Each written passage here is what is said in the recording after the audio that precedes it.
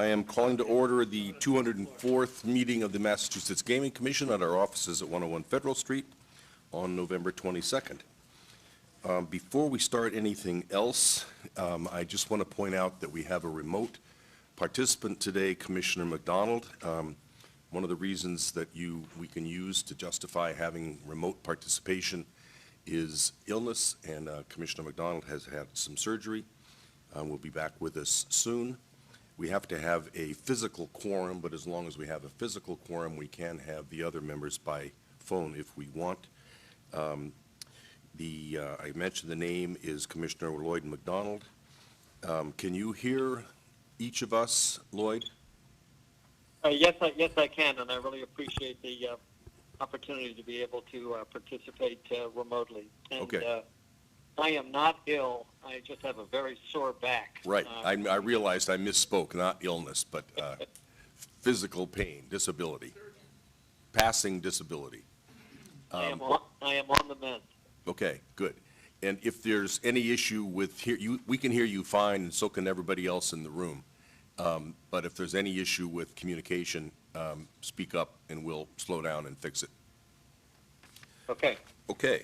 Then maybe I will ask, do you have the book there, the binder with you? I do. Okay, well then, I do. Commissioner McDonald, why don't we turn to you for the minutes? Okay, I move that we approve the minutes of the public meeting of November 10th, 2016, subject to corrections of typographical errors and of other non-material matters. Second? Second. Any discussion? All in favor? Aye. Aye. All opposed? The ayes have it 4-0. Commissioner Cameron is abstaining because she was not in attendance. Mr. Chair, we may have to do all votes by roll call for the benefit of Commissioner McDonald. Yeah, I guess that's right. Okay, so we're going to do a roll call vote even on the minutes just to be technical about it. Commissioner McDonald, how do you vote? I vote to approve. Commissioner Stebbins? Aye. Commissioner Zuniga? Aye. And Commissioner Crosby votes aye as well, and Commissioner Cameron abstains. The motion passes 4-0.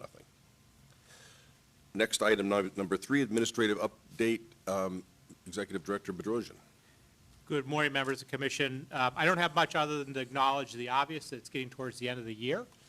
Implications are we are scheduling our end-of-the-year staff get-together, and also some of our meetings will be spaced out. I believe our next Commission meeting may be the first out in Springfield. Obviously, we will post that appropriately. And I also note we're getting towards the end of the horse racing season. December 2nd will be the last day of what I've heard has been a generally successful season. But given the fact that there was snow on my car the other day, I'd say maybe it's getting to be the time. Yeah, there's been some wonderful press coverage of it, which has been great, of what's been happening with the harness racing subsequent to Plain Ridge taking over and subsequent to the Racehorse Development Fund. Okay, then we are on to item 4, Ombudsman Ziemba. Thank you, Mr. Chairman and Commissioners. My first item today is Plain Ridge Park's third quarterly report for the months July to September of this year. Providing today's report is Lance George, Plain Ridge Park's General Manager, Eli Heward, Purchasing Manager, and Lisa McKenney, Compliance Manager. Let me turn it over to Lance. Thank you, Lance. Morning, Commissioners. Good morning. Morning. Good morning. Jump right into it if that works. Employment, no material change in this area. We finished Q3 with 501 employees. Full-time, part-time mix remains very consistent at 67% to 33%. Additional information on the composition of Plain Ridge's workforce will be seen on the next slide. With that, overall, from a staffing standpoint, the property is in good shape. Turnover has quieted with job knowledge and proficiency improving as the property has matured. Diversity. Continued good news as it relates to diversity hiring. At the end of Q3, the property was at 16%, exceeding a goal of 10%. In addition, Massachusetts residents comprise 71% of the workforce. Though not part of a goal, additional detail has been added. Male-female ratio is at 51-49, and the percentage of employees who are veterans is at 2%. Is the 16%, that's minorities? That's not Correct. women, that's just minorities? That is correct. Right. That excludes women, That's correct. just minorities, great.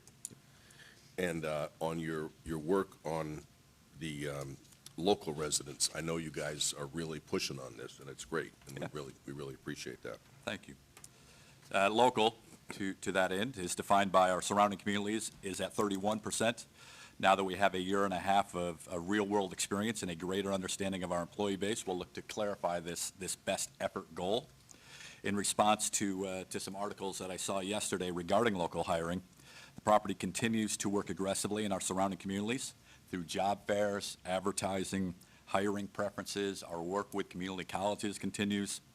And we take an inside-out approach. We start with a small geographic circle and work outward only after we are unable to fill some positions, if required. We acknowledge that the local hiring goal is ambitious at 90%, no doubt about it, particularly in a region that has a very low unemployment rate. I was looking at some data this morning, and Plainville currently sits, or did in September, at 2.6% unemployment.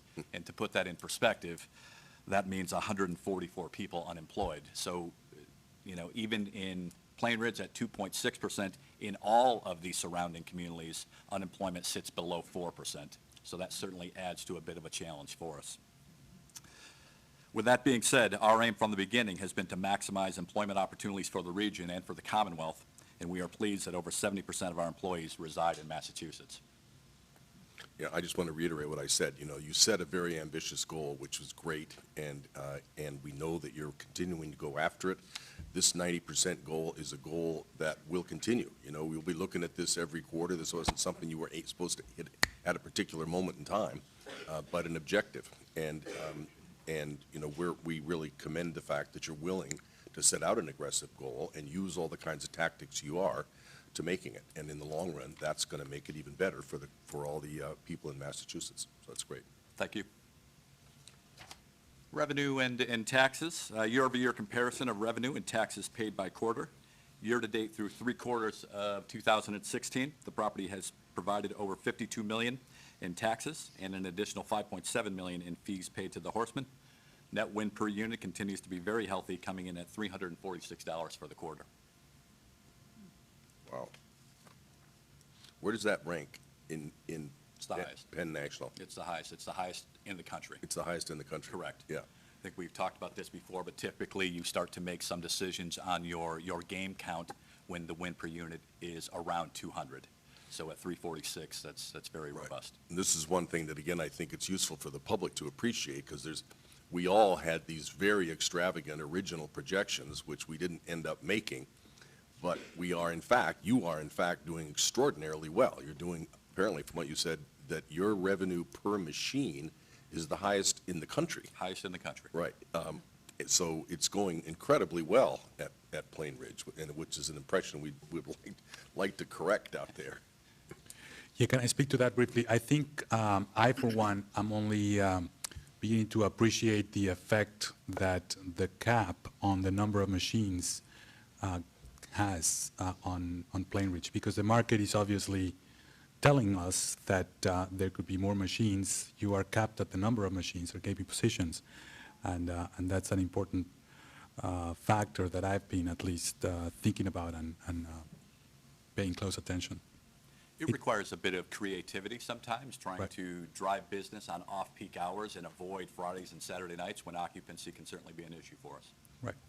So Friday and Saturday nights, you're essentially full. You can't. That's, once you get over 90%, you're essentially full, and that happens to us on Friday evenings and Saturday evenings. Right. Sure. Right. Well, that's a really important story, so I'm glad to get that out. To our reporter friends, like just walked in the door. Welcome.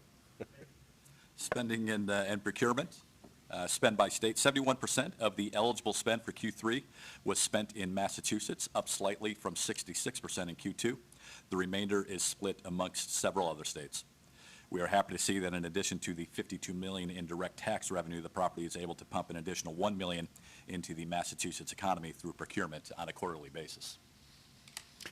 Lance, on that spend by state, and we've had this conversation with Eli, I think what's interesting to note is even though some of this money, the check is being cut to an out-of-state entity, there's a good chance it still relates to business that you're doing with a local branch that might be up the road. So the check might be cut to the company in Illinois, but it's benefiting the local supplier who might be based in Western Mass, whether That's it's correct. under a national contract or what have you. So Yes.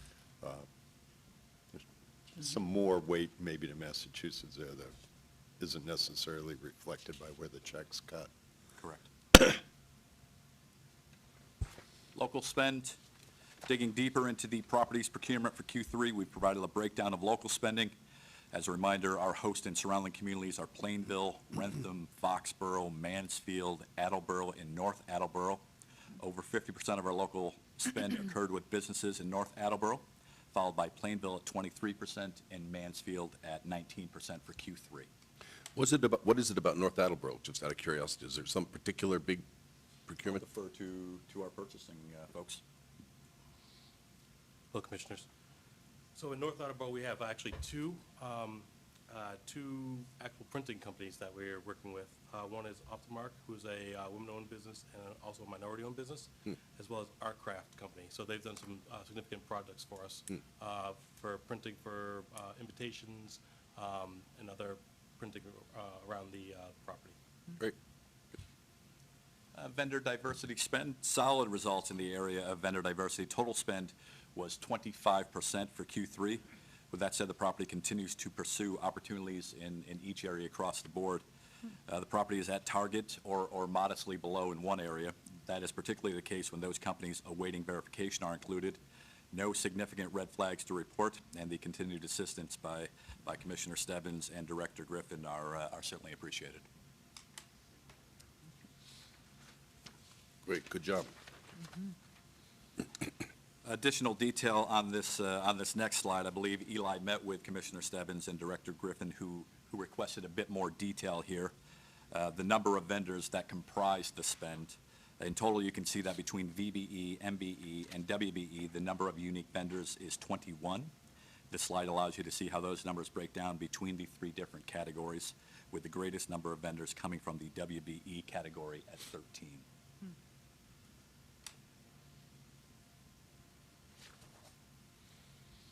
A little small up there, but compliance with regulations, great work by the team in the prevention of underage gaming. Very clean quarter across the board. We continue to be pleased with the results, while at the same time, the ongoing risk is always top of mind.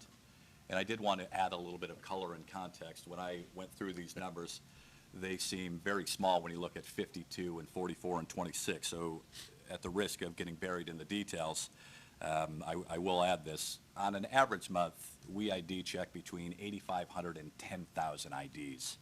And so the information that is presented is specific to underage gifts. What wouldn't be included in these numbers is minors under the age of 18, an invalid ID, an expired ID, or no ID at all. So that's why these numbers look a little bit small. When you start to add those other numbers in, which we're more than happy to do, those numbers are going to grow exponentially. So I did want to add that. So what is this? This is what kind of, This would be an individual between the ages of 18 and 21 who provides an ID that shows them to be between 18 and 21. So it is very specific, and we have several reason codes why people are turned away, but I did want to add that. I would think it'd probably be a better recording tool to have that broader number, because that is kind of misleading. Yes, I think that's why I'm bringing it up. Yeah, right. I think it'd be So I better think in the next time future. around, This was specifically asked for you to break it out this way, correct. and it's misleading. It is. Yeah. But rather than inflate this number by 10x, and you guys say, what's going on from Q2? Right. I want to add that. Well, I would say for future reference, why don't we go back? Fair enough. Yeah, thank you. Yep. Yeah, and those zeros are all with relation to just those numbers that are there. They are, however, you can extrapolate from there. We had a Right. very clean quarter. Right. Across the board. Excellent. Zeros I across have the board. heard that, and that's Zeros really- across the board for a Across the quarter? board. That's Wow. really great work Wow. by your team. Thank you. Lottery sales. Quick update, quarterly results came in at $738,000 in lottery sales, an increase of over 25%. Sales continue to be strong with the property and the lottery joining forces periodically for ticket giveaways. Huge, Big. big. Big lift. Any promotions? That's a huge, Yeah, we did have promotions, Percentage. however, our contribution and our purchase only comes in at $20,000, so that still leaves a sizable increase on a year-over-year basis. okay. Local community. Plain Ridge continues to support our community, donating and giving back to several charitable and civic organizations throughout the quarter. We partnered with Relay for Life, which is a Penn partner nationwide. Closer to home, we were able to contribute to several organizations, a few of which are listed below. The Arthritis Foundation, Guide Dogs of America, the Plainville Athletic League. In addition to those relationships, we continue to partner with Nesson, Comcast Sports, and as I mentioned in the previous slide, the lottery. Great. Q3 marketing initiatives. We've highlighted a few partnerships that unfolded in Q3. We enjoyed another year of sponsoring the Xfinity Series, which wrapped up in Q3. In addition to that, we take patrons to each concert to meet and greets. In Q3, that would have been Brad Paisley. We partnered with Bass Pro Shops and a local car dealership for large floor-wide giveaways. And on the more intimate end of the spectrum, we continue to enjoy our relationships with local vendors, Luciano's for off-property dinner, as well as with Yankee Spirits providing food from Slacks when they host their wine tastings. So big, floor-wide, small, intimate, really runs the gamut on a quarterly basis. Q4. The biggest change will be Dunkin' Donuts. We've been talking about this for some time. This will actually happen on December 9th. The change-out will start on this Friday, which I believe is the 23rd. So it'll be down for maybe 2.5 weeks, and then it'll come back up as Dunkin' Donuts on December 9th. Dunkin' Donuts is headquartered somewhere right around you, aren't they? Aren't they in Canton? Canton? Canton. And this was due to popular demand, correct? Tough to deny Dunkin' Donuts. Tough to deny. Had one on the way in this morning. Last week, we said thank you to our veterans, serving up over 200 free lunches to all former and active members of the military. In addition, the property launched a rewards program for our racing customers in early November. And finally, as a member of the Mass Partnership for Responsible Gaming, we are a drop-off location for Toys for Tots. All patrons providing toys will receive free slot play for their donations. Excellent. What's the New Year's Eve bullet point in this? Case? Takes on a life of its own. Okay. Countdowns, confetti cannons, balloon drops, dinners. It'll be a festive evening, I'm certain of that. Great. Thank you very much, Lance. Thank you. Thank you, team. Nice Thank job. you. Any other questions or issues for Lance or Plain Ridge? All right, John? Commissioners, the second item up for consideration today is the status of Springfield's 2016 Community Mitigation Fund grant. As you were aware, earlier this year, this summer, the commission authorized $150,000 for a valet program to address issues on parking on Main Street in Springfield, right across from the MGM site. After that determination, the commission authorized $50,000 for the first 90 days of the pilot. This $50,000 represented a further investment over and above 1/4's worth of the $150,000 previously authorized. We increased the amount at that time because of some potential additional expenses from moving the pilot from one that was primarily caring health-based to what was determined by the commission that we wanted to make sure that businesses and entities along that whole corridor on Main Street could be served by the valet pilot. The Springfield Parking Authority, working with the city of Springfield, issued a request for proposals for the valet program. That bidding recently concluded in October. The successful bidder for the program was Valet Park of America. After the bid was concluded, Springfield and the Springfield Parking Authority, they worked to get all the necessary approvals to move forward with the pilot, with the grant. I'm pleased to report that last Monday, the Springfield City Council, they approved the grant, the first $50,000 of the grant, in order to enable us to move forward with the valet program. So today, what I'm recommending is that the commission increase the annual authorization for the program to $200,000. And what this would do is it would reflect the full year's worth of the $50,000 that was previously authorized. So $50,000 for the first quarter times 4 would give us that $200,000 for the overall program. We continue to split out the first 90 days versus the remainder of the program, not from a funding perspective primarily, but really from what is going to happen once the program is up and running. We're very pleased that the Springfield Parking Authority has determined that it would take on the responsibilities for administering this program compared to what was included in the original Springfield application. There will be, some significant more work for the Parking Authority to administer the program, to work with the vendor to make sure that they interact with all the local businesses, to reflect about what's happening, to try to make changes, to make adjustments, and hopefully to make this a very successful program during that first 90 days, and then we'll continue to reevaluate what's happening in that first 90 days.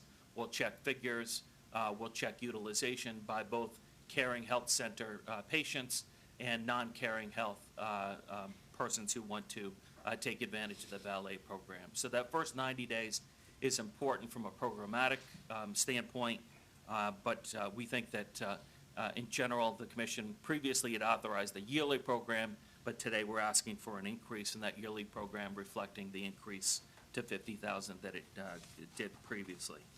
I also wanted to recommend that the commission should authorize administrative costs to be part of the program. Previously, we did not contemplate that administrative costs would be part of the valet program, and that those be the responsibility of another party. But as we've seen over time, there are very substantial costs that Springfield Parking Authority are undertaking, and a lot of those have to do with how the commission made a determination that we wanted to expand the program due to fairness concerns and other concerns to the entire portion of Main Street opposite of MGM.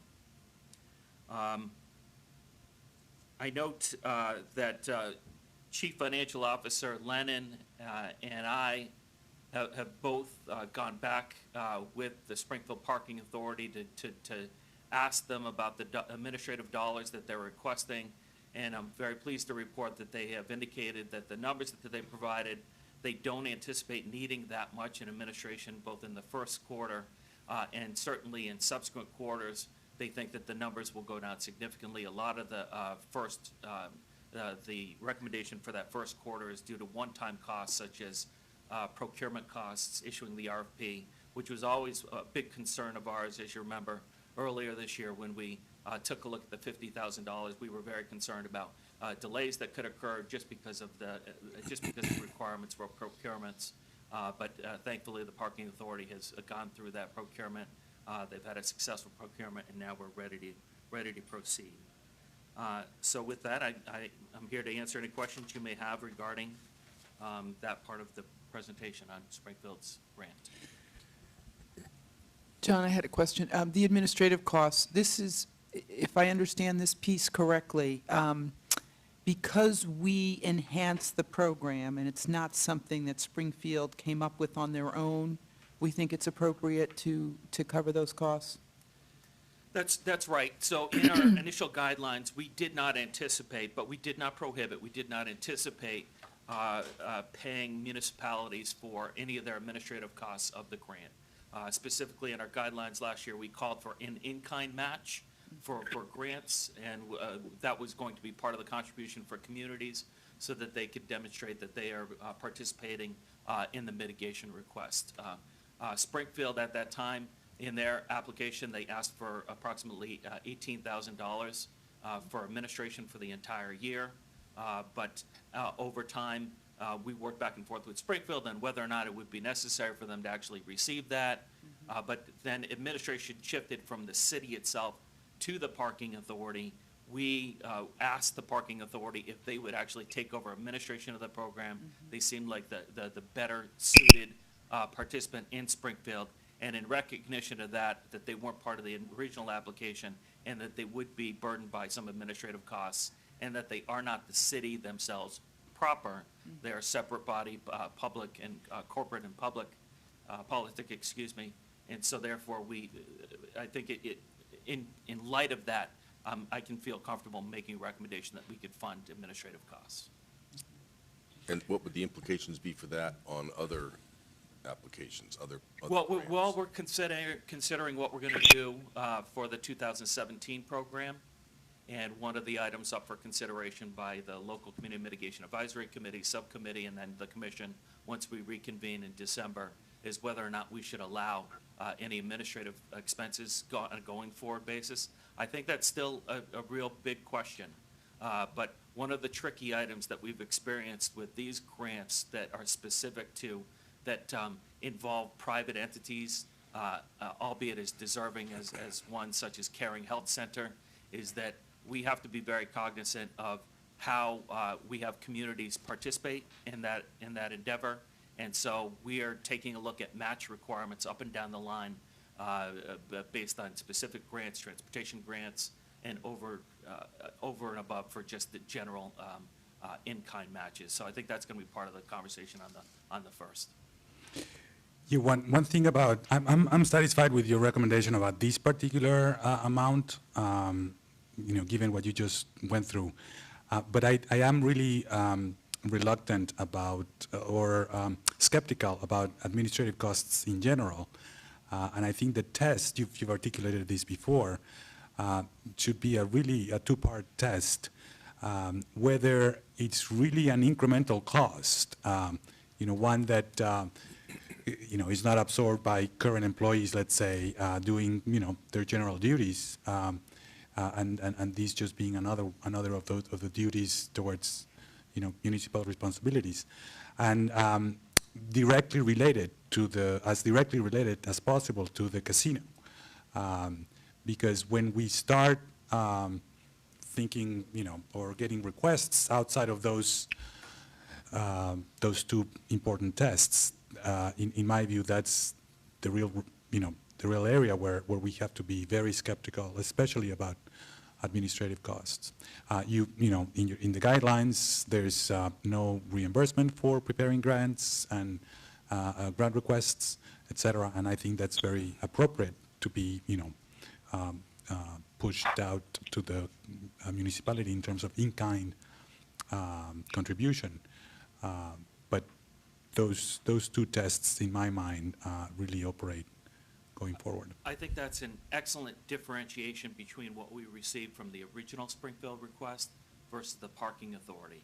And what we're asking the parking authority to do is take on basically, in essence, a completely new program, a new endeavor. A lot of what was included for the administrative costs under the original Springfield application was merely not merely, it's significant, but the financial administration of the grant, making sure that it's being spent properly, the auditing, et cetera, all of those functions.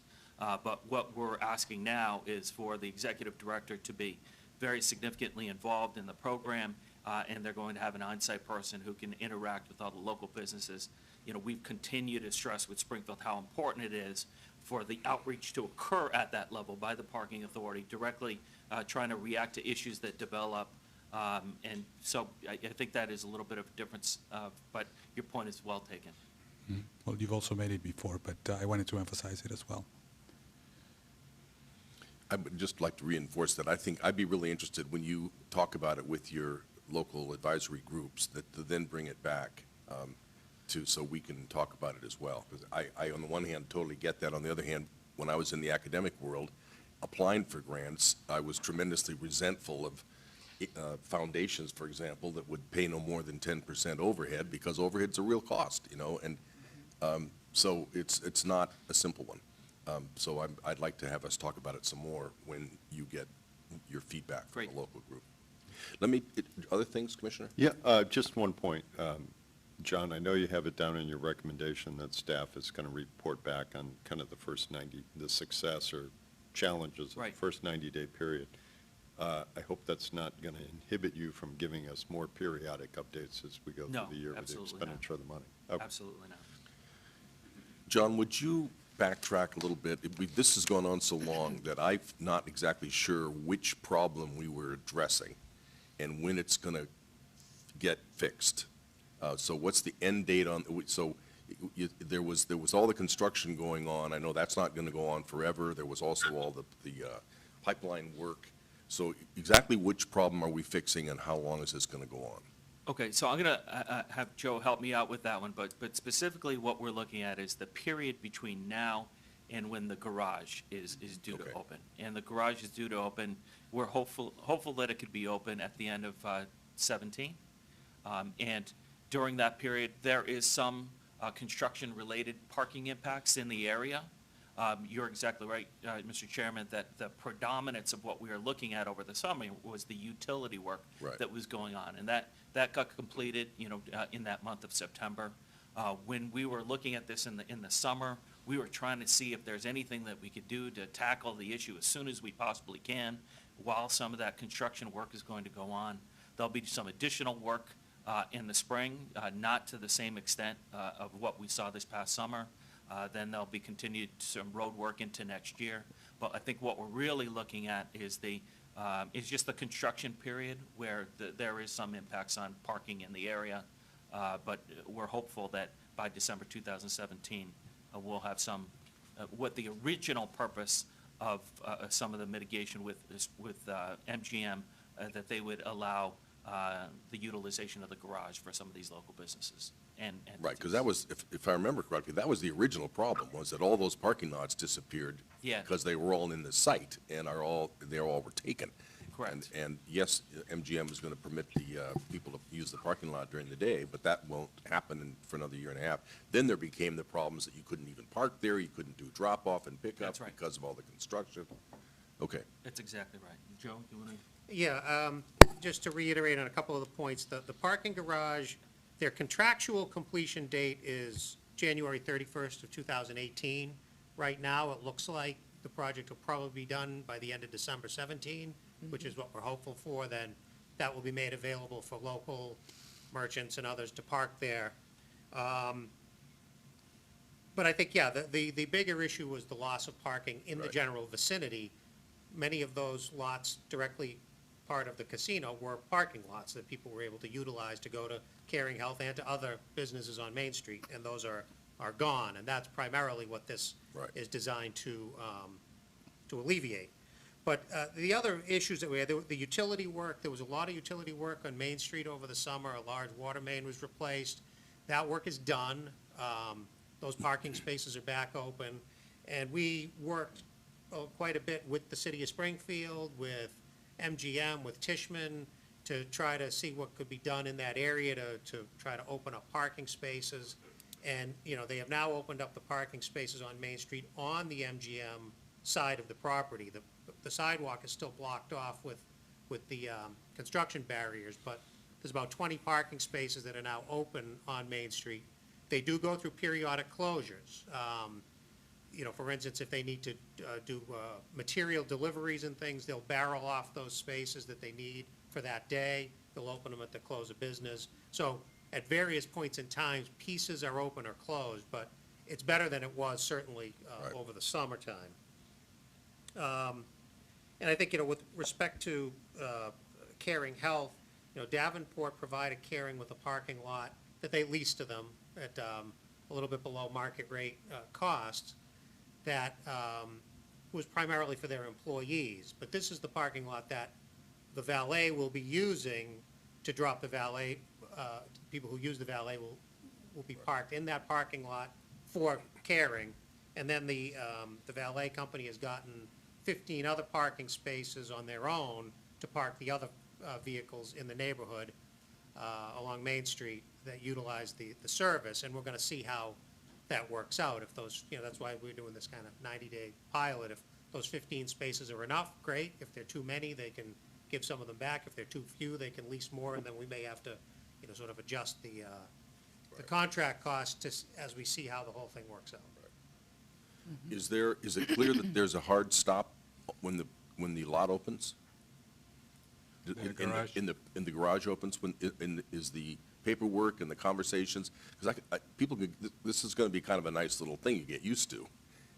Yeah. And we don't want to end up having to be defending why we're eliminating the valet service once the parking lot is open. Well, our Parking garage. grant is only for that year, for that 1 year period, and it just so happens that I think that the year works out. We'll see if there's any delays in the garage, if we have to Right. revisit extending it in the future. At least, we have been, in all of our verbal communications, pretty clear that we are looking for just that period. Okay, I think And- it's and our- important, I yeah. think it's important to make that very explicit in writing as well as orally, just so it's there, because there might be pushback when the time comes. And John, all The parties, parking garage won't be as close as the lots used to be, and some people are in wheelchairs, and all of a sudden, we're going to be dealing with a whole new thing. So I think we Right. should put we can rethink it if we want to, but we should have a pretty clear stake in the ground right now about when this ends. I'll have to figure out exactly how we communicate that in writing. One thing is that the grant specifically went to the Springfield City Council, so they had the advantage of the grant when they did the approval for at least for that 90 days. So we'll have to figure out exactly how, if the wording is not as concrete as we'd want it, how we would do that. But, Okay. I don't mean legal, but I mean, it could just Okay. be an email that says, just to make sure. Okay. The commissioners brought it up today, we just want to make sure that everybody understands. Okay. That this is the intent of this program. that makes sense. Okay.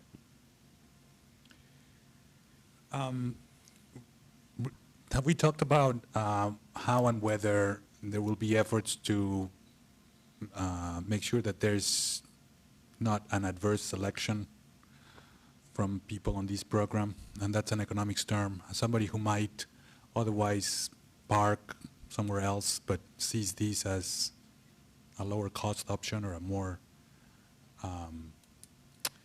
There have More, not been a lot of discussions about that. I think we're going to have to rely primarily on the parking authority to see how this works during that first 90 days. It's certainly something we can talk to them about, but I think that there'll be a lot of things we can learn, such as we have predominantly, it will be for the benefit of the Caring Health Center patients, because they've had the most demonstrated need. In a lot of our conversations with the local businesses, there has been less of a demonstrated need. So one of the statistics in our grant is that we get caring health versus non-caring health in our statistics of who is utilizing it. But we want to make sure that this is for patients and patrons, not employees. And some of these details of how we try to police things, what is a reasonable amount of effort to try to police things versus the benefit that you would get. I think these are things that will rely primarily on the parking authority. okay. Anybody else? Is that it? That's right. So there were, Commissioners, in addition to that, we still had 2 items, really 3, that remained from our first consideration of the grant. As a reminder, when the grant first came to us in July and then the first week of August, it was a $275,000 request, and that was broken down into the 4 areas, which is 1 for the valet program. Other was for the increased cost of employee parking. The third item was $47,983 for consultant contractor costs and staffing costs relative to finding parking and for dealing with utility requests. And then the final item was the one I mentioned before, that $18,000 for administrative costs. So in essence, when we've just taken a look at administration costs as part of the valet parking program, that leaves the remaining 2 items that were before us previously. The staff was not in a position of recommending those at the previous time we reviewed them. And I don't believe that we're in a position of providing any further recommendation for those 2 items. We still think that the valet program is a very important way of trying to meet those parking needs in the area. So you're recommending the additional 2 items to continue to be excluded from the, I guess the fair way to say it is that we do not come here with the recommendation that they be funded. There was some significant testimony that was included in the responses that we got. For example, MGM Springfield noted that one of the purposes of the whole MGM project is to foster economic development and economic development opportunities within the area, and that could end up having positive impacts upon the neighborhood. The application that we got relative to parking referenced some of the pressures that just the opportunities from the MGM facility may have resulted in parking pressures. And given that that might be one of the opportunities from the MGM facility, and that, as the chairman just pointed out, there potentially could be not as logical an end to that one. For example, if MGM continues to hopefully be successful and to thrive, there will continue to be some improvement in the area that might lead to economic improvement in the area that might lead to cost pressures. And so, Yeah. given that we didn't have a recommendation for the parking costs, we note that MGM continues to work with Caring Health Center. They provided a number of spaces previously gratis until this past summer, and they continue to work through their partners, Davenport, to try to provide alternatives for employee parking, and we will continue to work with MGM as well to try to address those needs. Yeah. Yeah, no, I entirely agree that if we go down that path of trying to compensate for increased costs that come from economic development, the door is very wide and we run out of really money for direct mitigation, in my opinion. So I would really agree that we should not entertain that option. And again, this is an ongoing grant program. We can continue to revisit things in the future, but at least as it was constructed in 2016, that wasn't predominantly what we were contemplating. And we are contemplating that anything would be a partnership between the city of Springfield, which obviously has a host community agreement that is available to meet some local needs, and then the Community Mitigation Fund was meant as an assist with any of those needs. So between Springfield, MGM, and the commission, I think we feel very comfortable recommending the valet program and the enhanced valet program of $200,000 to try to address some of those parking needs. Yeah, there's a perverse incentive that we could cause if we started to pay for increased costs. For example, somebody could see that opportunity and decide to artificially increase the price, knowing that there's a funding source potentially for their patrons, and that could be totally artificial, not even related to the actual market conditions. Never mind, we're just not going to get in the business of compensating for the positive economic effects, of Right. property increases and rental increases, and, I mean, that is clearly was considered one of the objectives of these programs, not a negative consequence. Right. Absolutely. I think Agree. MGM's comments are right on target. Okay, I guess we need a motion? Somebody? Mr. Chair, I move that the commission provide staff with the authorization to exceed the $50,000 previously authorized for the first 90 days of the valet pilot program, and that such funding can cover reasonable administrative expenses. I also move that the commission authorize an increase for the annual cost of the valet program to $200,000 from the current $150,000 authorization, and the staff will be required to report back to the commission on the effectiveness of the program within 90 days. Second? Second. John, do you want separate motions after this on the other two? I think they Items? could be joined on the remaining two items, or separate, either way. I think this separate motion is fine, and then an additional motion on the remaining items is the best way to do it. It's a total of two, Total of the one we yeah. just had. Yep. Okay. Further discussion on the motion on the table? So just to clarify, these would start the program when and end it when at this point? We are hoping that by the first week of December, that it'll be up and running. So December to the next year of December? Yep. Which, to your prior point, it might cover the whole period prior to the garage opening. That's right. Further discussion? All in favor, we'll have a roll call vote. Commissioner McDonald? In favor. Commissioner Stebbins? Aye. Commissioner Zuniga? Aye. Commissioner Cameron? Aye. And the chair votes aye as well. The motion passes unanimously. I'll do this, the second motions, but I also want to stop and, now that we've given this final approval, I want to stop and thank both you and Joe for dogging a solution to this issue.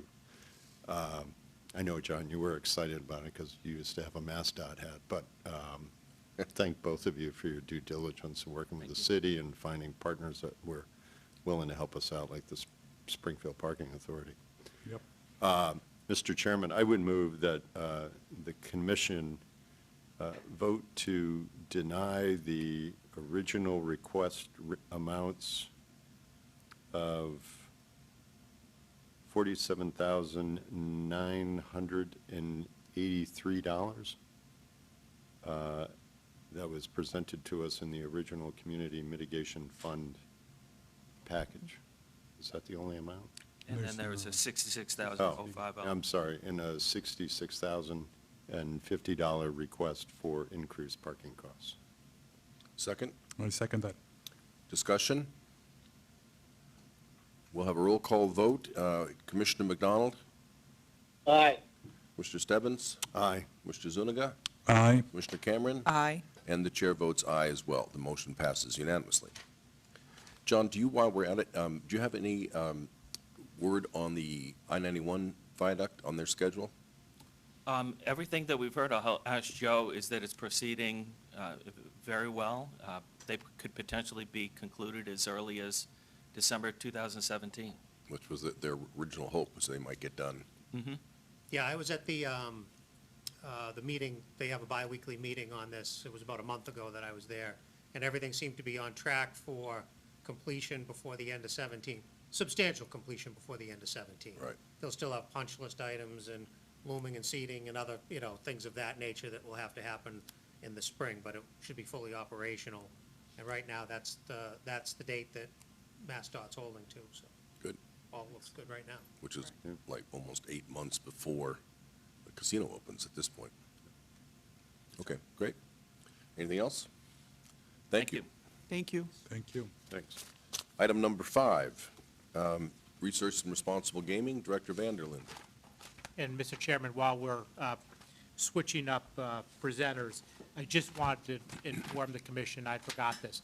Item number 6 was mistakenly included on the agenda item. That's our hearing regs. That's something that I'm still working with IEB and legal. Had a good meeting yesterday. But just if there are those watching, we're anticipating item number 6. It'll be put off for now. Okay, so item number 6 will be postponed. Thank you.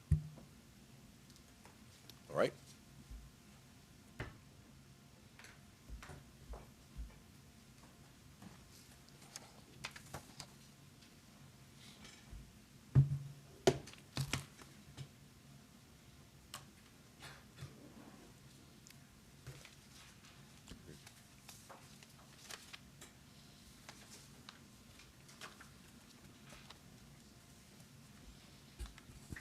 Whenever you're ready. Okay. Are you ready, Henry? One second. Okay, I'll go ahead and kick it off if you don't mind. All right, good morning, Commissioners. Good morning. Morning. And Commissioner McDonald. Good morning. Good morning. I have 2 agenda items for you this morning. The first are 3 reports that provide baseline real estate conditions, specifically in Springfield, Plainville, and Everett. The purpose of these 3 reports is to provide a comprehensive picture of the local and regional real estate markets prior to the introduction of a gaming establishment. These 3 reports will serve as companions to the host community economic profiles that were presented, I believe it was earlier this year, and those provided baseline conditions on a variety of other economic, demographic, and fiscal indicators. I'm joined here with Dr. Rachel Volberg, you know very well, as well as Dr. Henry Rinsky from the UMass Economic, I'm sorry, Henry, tell me again. Landscape Architecture and Regional Planning. Okay, fantastic. Henry was the lead on this specific project, and again, supported by our principal investigator, Dr. Volberg. So with that, I'm going to turn it over to Dr. Rinsky. Hello, everyone. Thank you for having me Good morning. today. Good morning. Good morning. Oh, Good is- morning. Sorry.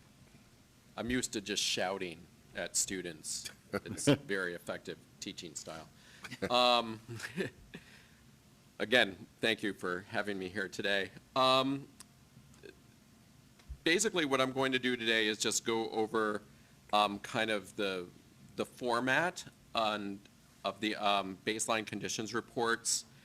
There's 3 separate reports, and they all follow a similar format. And again, here, the idea is really to establish the pre-casino baseline conditions. So this is really just reporting on kind of the starting point from after which we'll start measuring impacts against. And there's 3 reports, one for each of the 3 one for each of the 3 existing host cities, Everett, Plainville, and Springfield. I'm going to be using some of the data from the Everett report as an example, but as you go through the reports, you'll see that they all follow a similar format. And the overall format of the report is really in 2 major sections, and there's numerous indicators within each. So part of it really addresses the residential real estate market, and the second major section addresses the commercial and industrial real estate market.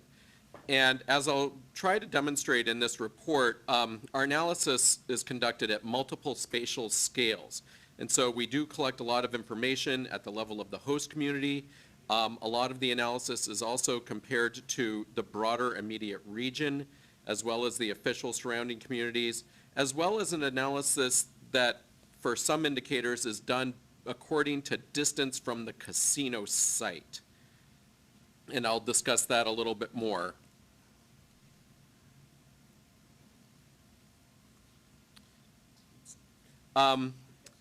Yeah, I've got 2 things going in 2 different hands. They are different parts of the brain. This is just to show you the sites in the regions again. And so when I talk about the immediate region, this is what you want to be thinking of. And the immediate regions are county-based, as shown on this map. And then we also do a lot of analysis really kind of looking at individual communities, the surrounding communities, which is this one. And so this just provides a frame of reference for that. So moving on to the kind of to the residential real estate sales, we use a lot of different sources of information, but one of the major sources that we use in the residential real estate analysis is the Massachusetts Department of Revenue LA3 database. And this is a database that includes a listing of all property sales in the state. And we focus on what they call the real verified property sales. So these are arm's length transactions, so they wouldn't involve, transfer of property from one family member to another, for example. And the data for this starts reliably in 2008. So that's kind of the starting period that we begin tracking things. And at the time that we completed these reports, the data was updated to the end of 2014. So there is a bit of a lag in the data, but it's the most comprehensive data source that we could find that really covers the real estate, the residential real estate market. And there's a lot of different types of residential sales, and we focus on the 3 most prevalent: single family, multifamily, and condos. A lot of the other sales that are listed in there are really too kind of infrequent and sparse to really conduct reliable analysis on. So just some of the types of things that we look at in this section of the report. Here we're just showing kind of the, up to the end of 2014, the sales trends in Everett. The top graph that you see, that's just basically showing the trends in the number of residential property sales by each of those 3 types. And the bottom graph is showing kind of the median dollar value of those sales of residential properties. And you'll see in Everett that generally, especially in recent years, you have an uptick both in sales, especially in the condo market, as well as an uptick in the selling price of residential properties. And for all of our analysis, we both conduct it at the level of the host community, as I was just showing you, but also we kind of benchmark these against what's going on in the immediate region and the state as the whole, just to give a frame of reference. Sorry. And so the top graph is showing the comparison to home sales for just the single-family market. The report also has this for multifamily as well. And the bottom graph is the condominium sales compared against the immediate region and the state. So. And this is just for Everett. And this is just for Everett. Again, I'm just using Everett as an example, you know, just to help you go through and understand what's actually in the report, rather than focusing on a lot of findings, since this is the baseline conditions. This is similar data that we produce, but here focus more on the sale price, which is more of the indicator that I think really shows you what's going on in the market, whether or not, you know, you see a rise in property values, for example, as reflected in the asking and selling price of property. Now Everett, you know, compared to the immediate region and the state as a whole, is actually typically more affordable, especially when you consider, you know, the immediate region, you know, which includes Boston and a number of other fairly hot markets. But the prices in Everett have actually been rising at a somewhat faster rate in recent years, but not as fast as when you look at a lot of the individual neighboring communities. So remember, again, the immediate region is these big, you know, multi-county areas. Dr. Brinsky, I maybe you were going to get to this, but I have a question relative to the last few graphs. When you compare the Everett to a larger denominator like the region, or an even larger, which is the state, you see a lot more variability in Everett. Is that simply due because the denominator is smaller, or what? Besides the last point that you just made about affordability, is there anything else to gain in terms of insights from variability in that particular city? Yeah, I mean, you're exactly right. You know, there's obviously, you know, far fewer sales of properties, especially when you start breaking them down into whether they're single family versus multifamily versus condos in an individual community. I mean, Everett, yeah, and so you're going to find more volatility, and that does create, you know, some degree of error, and so which might be just, you know, random error. And so as we move on with the analysis and we start actually trying to measure impact, what I'm showing you here is basically just descriptive, but there is some more what we call inferential statistical analysis that we plan on doing moving forward that actually takes into consideration the amount of historic variability in the data, and, you know, to provide some degree of statistical confidence in whether or not the changes that you're observing are actually due to real changes in trends versus those due to random chance. Great. So, yeah, I mean, that's an excellent point, and it's just the nature of doing this analysis that, you know, you could get really oddly high or oddly low sales in any given year. So you really want to account both for the overall trend in the average, but also for the amount of variability that you have. Historically. Yeah. Did that answer your question? Yeah, absolutely. Yeah. Yep, thank you. Okay. So, moving right along. This map just basically shows an example of the kind of things that we can do because we do have this kind of pinpoint data on exactly where each of these sales took place, which is going to facilitate some more of the distance-based analysis that I'll get to in a moment. And so one of the things, even though this doesn't really tell you much about what's going on in and around Everett per se and the casino site, it does kind of show the entire area that we're looking at for some of our analysis, for what I consider the spatial analysis. So this one basically just shows you the areas where you've seen a lot of sales between 2008 and 2014. So kind of the hot markets for sales, I guess you could say. And this one is for single-family homes, In Everett, multifamily homes are actually almost just as prevalent. So this shows you the same kind of sales hotspots for multifamily homes in the bigger region. And that, having that detail of information allows us to do analysis that's even more refined than just looking at surrounding communities as a whole, or looking at the immediate region as a whole, or comparing it to Massachusetts as a whole. Now again, when we start doing the analysis at even smaller spatial scales, we even have to be more cognizant of how much historic variability there is in the data. But I just wanted to provide some examples. So what I did is I calculated these measures for sales that were within 2 miles of the casino site in Everett, and then again 2 to 5 miles, and then 5 to 7 miles, and then 7 to 10 miles. So kind of these increasing distance bands.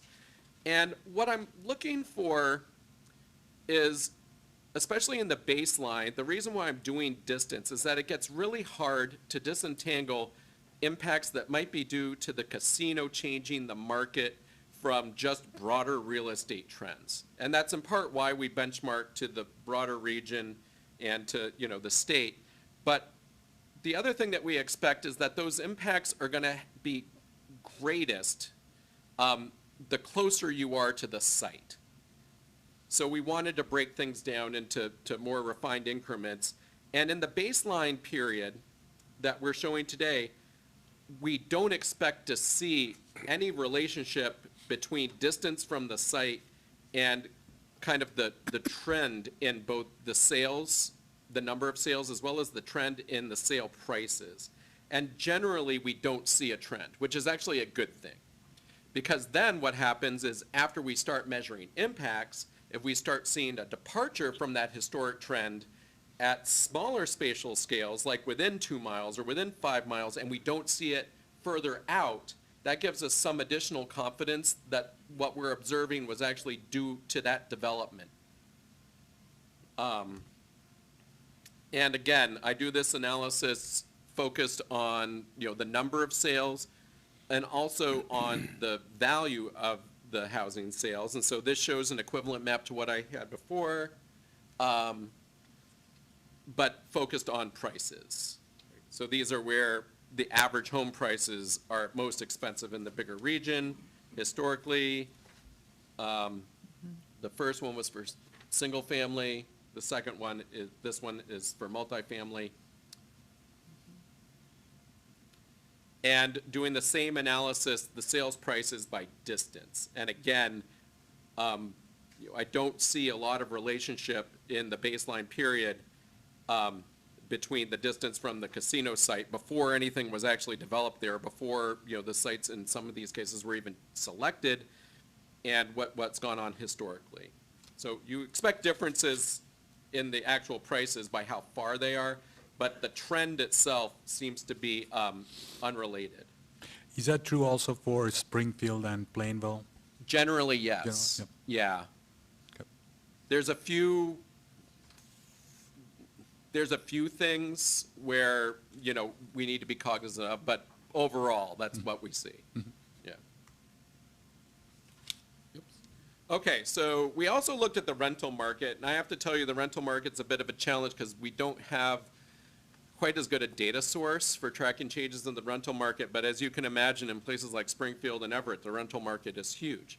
The two data sources that we do have available are from the American Community Survey, which is from the U.S. Census Bureau, so that's a standard public data product. And then we have information from the proprietary data service CoStar, which is the data that goes up on apartments.com. Basically, it's apartments.com data. And there's pros and cons to both of these data sources. I mean, the problem with the American Community Survey is that it's not very timely, especially for small areas. They use a 5-year rolling survey, so you can't really use it to measure year-to-year trends. You can just use it to get a general overall profile of what's going on in the market. The CoStar data is, on the other hand, is very timely, but it's not representative in the way that the American Community Survey is. It's not a statistical sample. It's basically data that people post, and it has biases.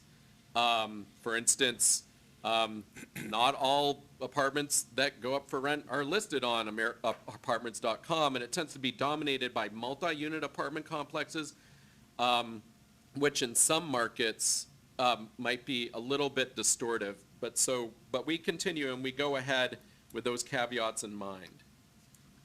Okay. So this is just showing kind of what's going on overall from the American Community Survey in Everett, using gross monthly rents, which include both kind of the paid rental price as well as the equivalent value of utilities when they're folded in, and things like that. Because some apartments, utilities included, some not. This is kind of the overall measure that incorporates both of those things.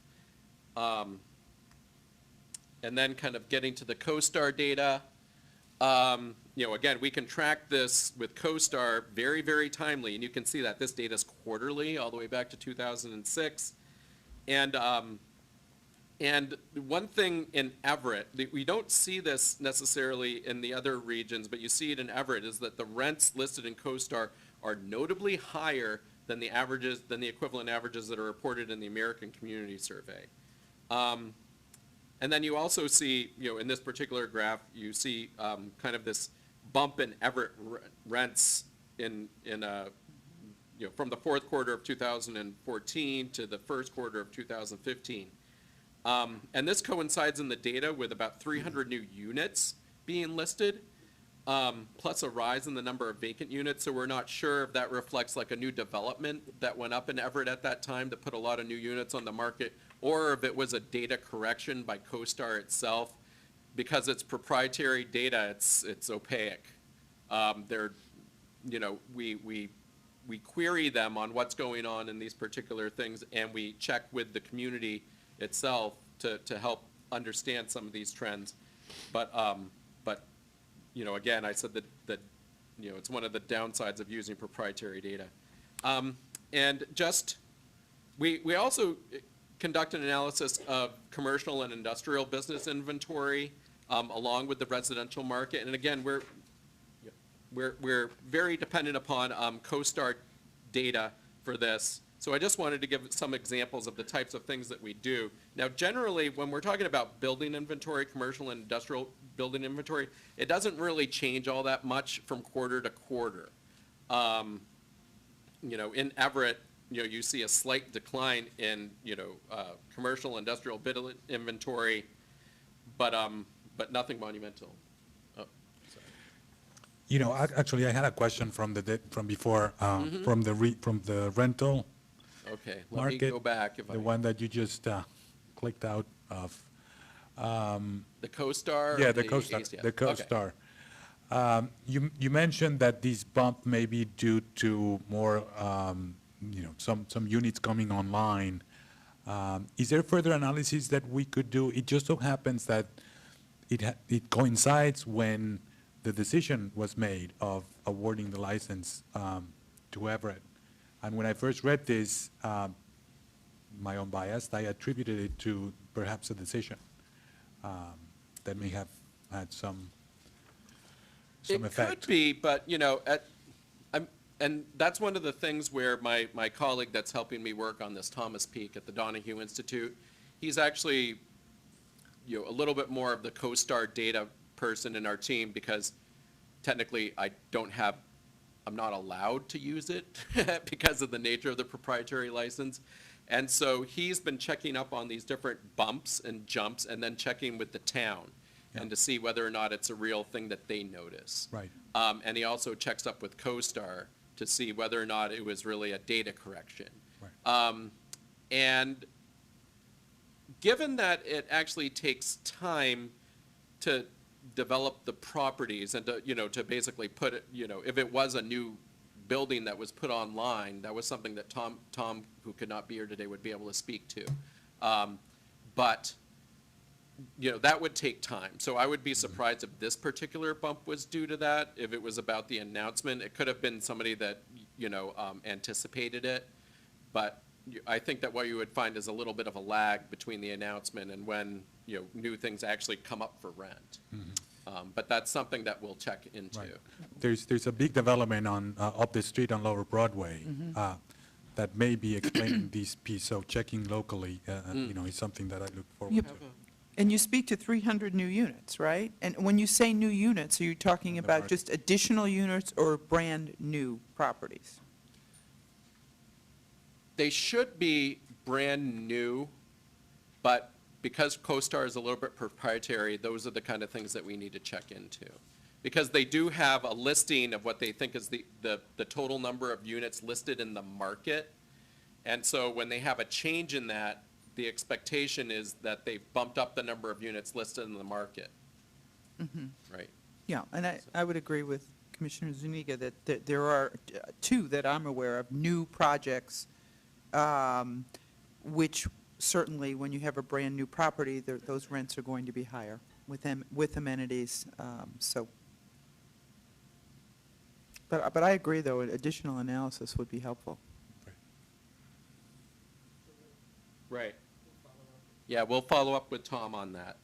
And he's sorry he couldn't make it today, by the way. Okay, so, back to where I was. So, I was talking about, okay, commercial and industrial real estate. So the inventory, the building stock itself doesn't really change all that much from period to period. But what a more sensitive indicator that we use is actually vacancy rates. And again, these come from CoStar. And CoStar actually, I think, does a little bit of a better job in the commercial and industrial market than it does in the residential market, personally. But we wanted to have something on the residential rental market. And so we included their data, even though we have a lot of caveats with it, to be quite honest. And these two charts just show you commercial and industrial vacancy rates. And, Everett has a very, very low vacancy rate, compared to the immediate region, both in commercial and industrial. But because the industrial stock is pretty small overall, the vacancy rates do tend to be volatile, and you can see that from that lower chart right there. It's something that, we have to be cognizant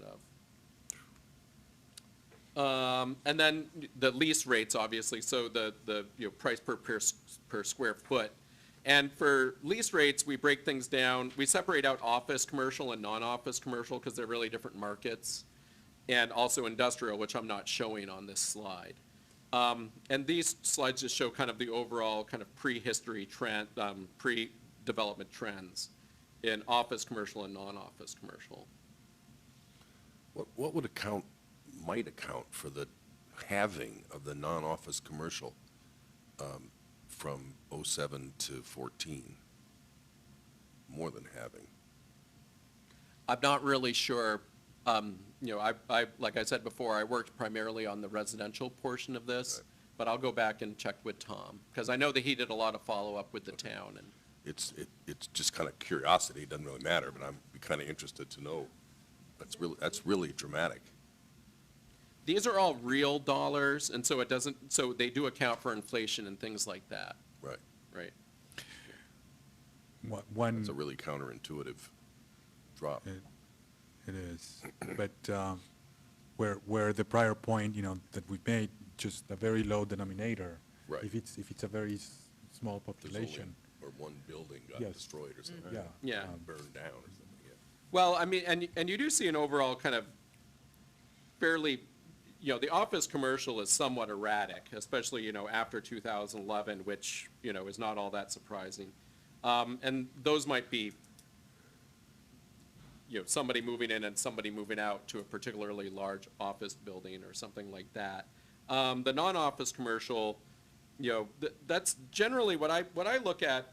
I try to get beyond like the jumps and bumps and I focus more on the overall trend, because it's really, you're going to have jumps and bumps after the developments.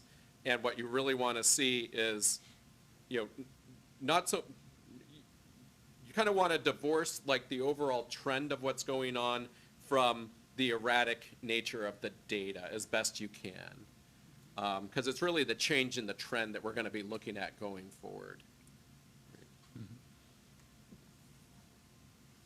Okay. And so that's really kind of the primer on what we've done in these 3 reports. Again, just kind of using Everett as an example to showcase some of the data. Moving forward, we're really shifting into measuring impacts, using kind of the baseline as the foundation for understanding, whether or not we're seeing legitimate departures and past trends. We look for what's going on in the host communities, and we benchmark that to what's going on in this broader immediate region, because we don't really expect, given how large these regions are. Now, while overall, we are making an assumption that they're generally similar types of markets, but we don't expect to see the developments to have such a large impact on the overall market that it's going to affect, noticeably like a 3-county area, for example, or something like that. I mean, the real estate markets just don't expand that far, as far as like being directly influenced. So we look for past trends in the host communities, and for these smaller spatial scales, we compare them to the reference areas, and then using kind of the refined data for the residential impacts, we see whether they change depending upon how far out we go from the community. And do more statistical modeling going forward in addition to the descriptive analysis that I'm showing you here. We're constantly looking for new and better sources of information. The real estate database that I use for residential sales is fantastic, and it's an amazing asset that you don't find in most other states. But then again, it takes the Department of Revenue some time to process that data. So we're continuing to look into other data sources. They tend to be very labor-intensive types of data sources because it's not really compiled for this type of analysis. And then I'm also working on some innovations in the way that I match the actual location of the sales, but I'm not going to go into that now because it's kind of academic and technical. Kind of stuff I like. Well, And we like it too. so is there any other questions that I can answer for you today? And I'm sorry that I wasn't able to go into a lot of detail on the commercial, the CoStar data part, because I was, the division of labor that was involved. Other questions? I have a question and a comment, and they may be related. And I'll start with the comment because it's something you just mentioned. Just understanding what may be going on at the community level from, at the level of city planner or economic development director might be very valuable for this exercise. And we have all those contacts and ongoing discussions, and they would be very interested in providing as much intelligence of what they see, even before things actually happen, whether it's rezoning or issues that the community has explored in the past, and maybe the casino becomes a bit of a catalyst in that regard. And on that note, my question was relative to the value of permits. Value of what? The value of permits. A term that you use here, and I was wondering if you could explain here as something that's more stable than the sheer number of permits. Could you explain that and whether that's the kind of analysis that by necessity has to happen at the local level, which is... Yeah, I didn't talk a lot about the building permits analysis that we did for this report in the slides. And part of the reason is that, I'm a planner, right? So I do, often use building permits at the community level as kind of an indicator of, maybe not long-term development trends, but kind of like a leading indicator of what's going to be happening in the community in the next, kind of few months and years ahead. But the part of the analysis was that we really wanted measures that we could then benchmark to larger areas like the state and the immediate region, for example, in this. And the building permit data is collected and distributed by the U.S. Census Bureau. So they have what they call the Census of Construction, which does a building permit count. but the data is not good. So some communities don't report very well to the Census Bureau, and it's kind of spotty. So we include that analysis in the report, but it's, again, one of these data sources where we have some caveats. But it's still, we're still looking at it because we think it's worth looking at. But, you know, again, like I report that data and I put a couple asterisks on it and footnotes and endnotes. Now, so the value of the building permit, though, is what you were asking Yes. about? Yeah, that would be the value that's reported to the community and, you know, kind of on average across the different permits. And was there something more specific that you wanted Well, I to guess say? that's what they report. They estimate the construction will cost, which may end up Yeah, very different. Yeah, exactly. Yeah, I mean, the person that's applying for the permit to the community puts in the estimated value of what they think the value of the permit is, right? And then, you know, and that's their estimate. And the permit is often based on that estimate, right? What they need to pay for that permit could be based on that estimate, that value reported? The value that's reported by the town would be based upon what the, you know, whoever was responsible for issuing the permit, or not issuing, but applying for the permit, Okay. right? All right. So, I mean, a whole nother, you know, information source out there is, you know, assessors data, which we don't really look at for this, but, you know, I mean, you know, they do property assessments, but again, you have to be very careful with assessors data because for one thing, it's kind of formulaic in most communities. It's not really market value, but it's rather, you know, how many bedrooms do you have, how many bathrooms do you have, how many square footage, you know, roughly what's the neighborhood character, and then, you know, kind of put it into a formula and come up with an estimate, you know, and comparing that to, you know, similar types of properties that might have sold in the last amount of years. It's economists don't really like to use Assessed value? assessed value when they have good data on actual market sales. They think that market sales is a better indicator of the actual value. And then, of course, not all properties get reassessed all the time. It's very lumpy.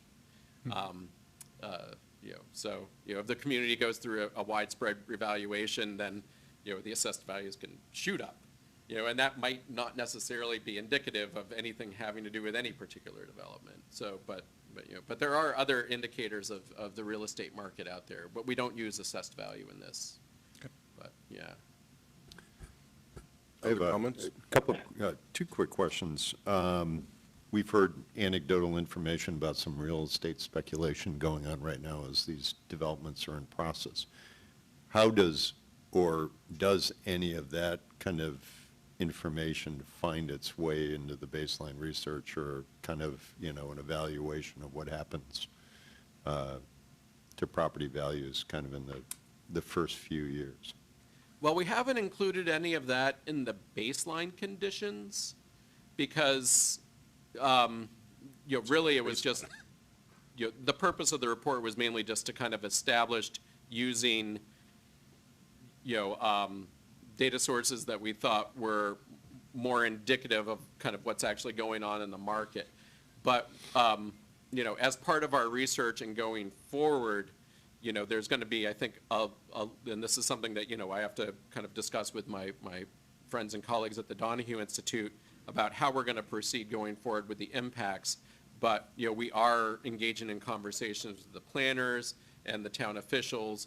We are, you know, being a little bit more focused on what's actually going on the ground going forward, both looking at the period like when the, you know, when the licenses were basically announced, right? As well as, you know, kind of anticipating the period after the casino actually goes online in a particular community, with Plain Ridge being the early, you know, the early one, obviously. Okay. So. Second question was, National Association of Realtors put out a report which has been touted on several occasions in terms of a casino's impact on property values. I don't know if you're familiar with that report, or at some point we'll kind of use it to compare your methodology versus what the NAR may have used kind of in the next phase of the research. When, do you recall what the date of that report was? Because I did, when we were developing the methodology for this, we reviewed a lot of other studies done in other areas, and some of which were more, not necessarily focused on a particular area. So are you, and there were actually some that were, so not really Massachusetts-based. Yes. It Yeah. was probably one of those reports. This was, I think, was an evaluation of Springfield, and it was probably done within the last 2 or 3 years. So of Springfield? I remember, I thought you were talking about, for a minute, I remember something when we were first conceived, something, in 2012. Right. Or around, and I remember reading data, and we can get that information. We have, And it I talked believe about- I have talked that about- report. Connecticut. Talked Yeah. about depressing real estate Yes, values. right. That was the main theme, right. right. The spectrum No, Connecticut impact study? I don't think it was Spectrum. I One think it was of them NAR. was the NAR. Or maybe there was a co-participation of some sort. And anyway, we can get that Yeah, information. I recall, I recall that was one of the studies that we reviewed. I mean, it was a while ago, so, Yeah. It's not like at the tip of my memory. Is Right. that even an expression?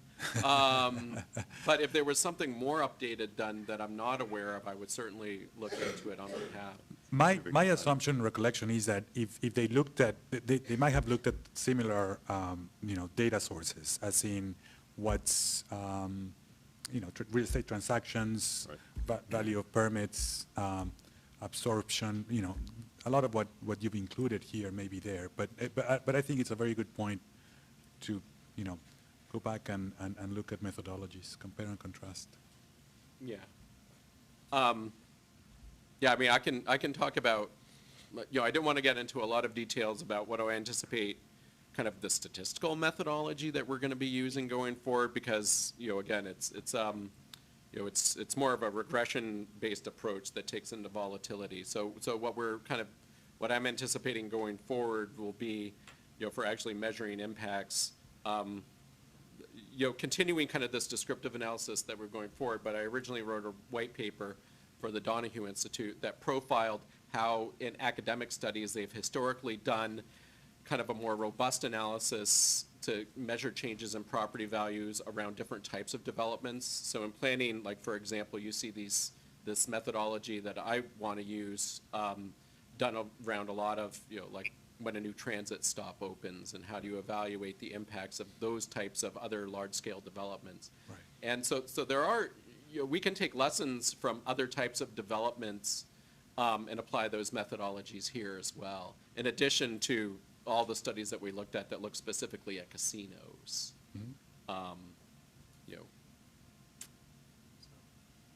In just to help me understand, in clarifying the baseline data that you're collecting and using Everett as the example,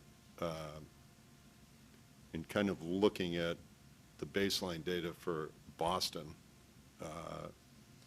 obviously, I, as one commissioner, are probably going to be more interested in the Charlestown values than maybe some of the neighborhoods further out from Everett. Is there a way that you're going to be able to break down into that specific kind of neighborhood data? Okay. Yeah, we included a little bit of that in this report, especially in some of the tables that you'll see, particularly for the residential market, because I basically know, well, I don't know, but I have information on every single sale and the address at which the sale occurred. Okay. And so yeah, you can aggregate that into anything you want. And I agree that one of the things that you'll see that we do in the baseline report is we do a comparison to some of the other individual communities, and we have all the trends for those individual communities. And so, you wouldn't want to compare Cambridge to Everett. It's a way different market. don't even need to go into it. But there are other communities in the broader area that probably are more indicative of the type of market that Everett is. You just want to be a little bit careful that the thing that you're comparing to isn't so close that it itself would also be affected by the development. Does that make sense? Well, Right. except that's Yeah. exactly what Commissioner Stebbins was looking at, was, what effect does the development have on a place like Charlestown? Yeah, well, see, okay, I'm sorry if I misunderstood you. Yeah, we can look at how it would have impacts on these other communities. What I think about is Control communities. is the in effect. control, Right. right? So there are other communities that are further away that have somewhat similar markets to Everett, and those might provide like good controls, even though, but yeah, that, if it was, agreed to, I take my orders from Rachel and the Donahue Institute. So what,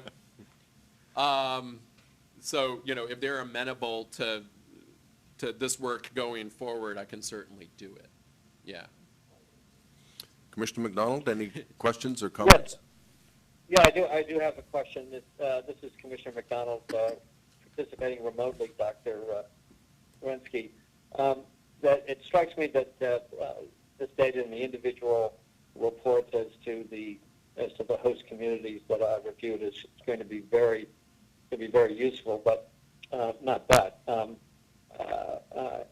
But I struggled with comparisons between the communities. I've got two questions. First is, could you address yourself to summarizing a comparison between the three host communities on the basis of the data that you've secured in a broad brush way as to how they are similar or how they are different with respect to the residential, the commercial, and the industrial real estate markets. Second question is on a going forward basis, what are you going to be looking at in particular? What aspects of these discrete markets are you going to be looking at in particular to determine the impact of the introduction of casino gaming in the respective communities? Okay, thank you. And if I misunderstood your questions, please stop me and clarify. So you asked about summarizing like a comparison across the three host communities. Yeah. Well, in a broad brush way, is that how would you characterize the essential differences or the similarities between these three communities? Well, they're very different. We didn't do that, as part of the report, I guess. It wasn't ever anything where I was asked to really kind of directly compare these. So based more upon, kind of summarizing what's going on, from having written these separate reports. Plainville is entirely different. I mean, that's, predominantly single family, a mix of, rural and suburban, in the immediate community. That's a very different type of real estate market. I mean, the rental market is small. There's very few multi-housing units, really when you're talking about Plainville. Springfield and Everett.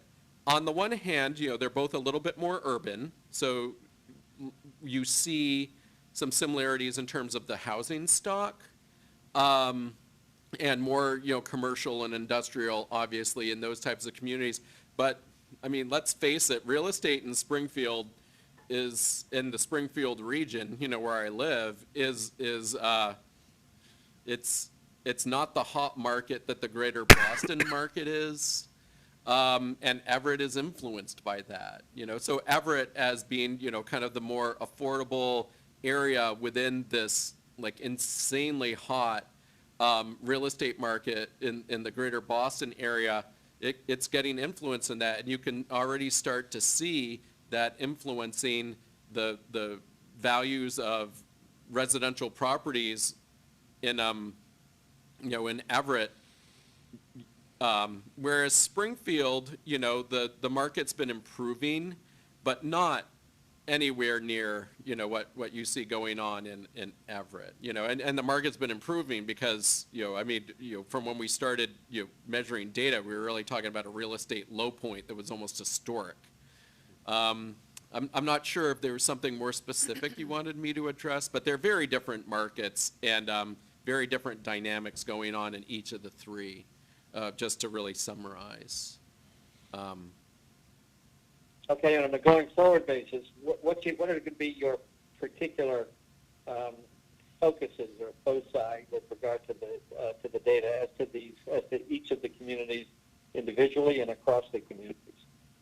Well, so going forward, I think that there's more that we can do that really kind of examines maybe a little bit more under the microscope of particular developments that are going on in these communities. And I'll discuss this with my colleagues at the Donahue Institute after we return, what we think the commission wants to see in these reports going forward and the impacts. And I've heard that several times now, that should be more, something that's more incorporated into the actual reports of the impacts.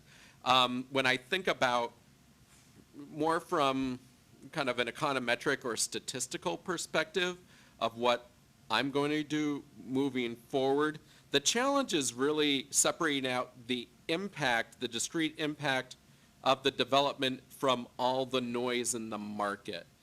And that noise includes, the general trend in what's going on in real estate since 2008 as the market's improved and as the Boston market has really, the greater Boston market has really just accelerated.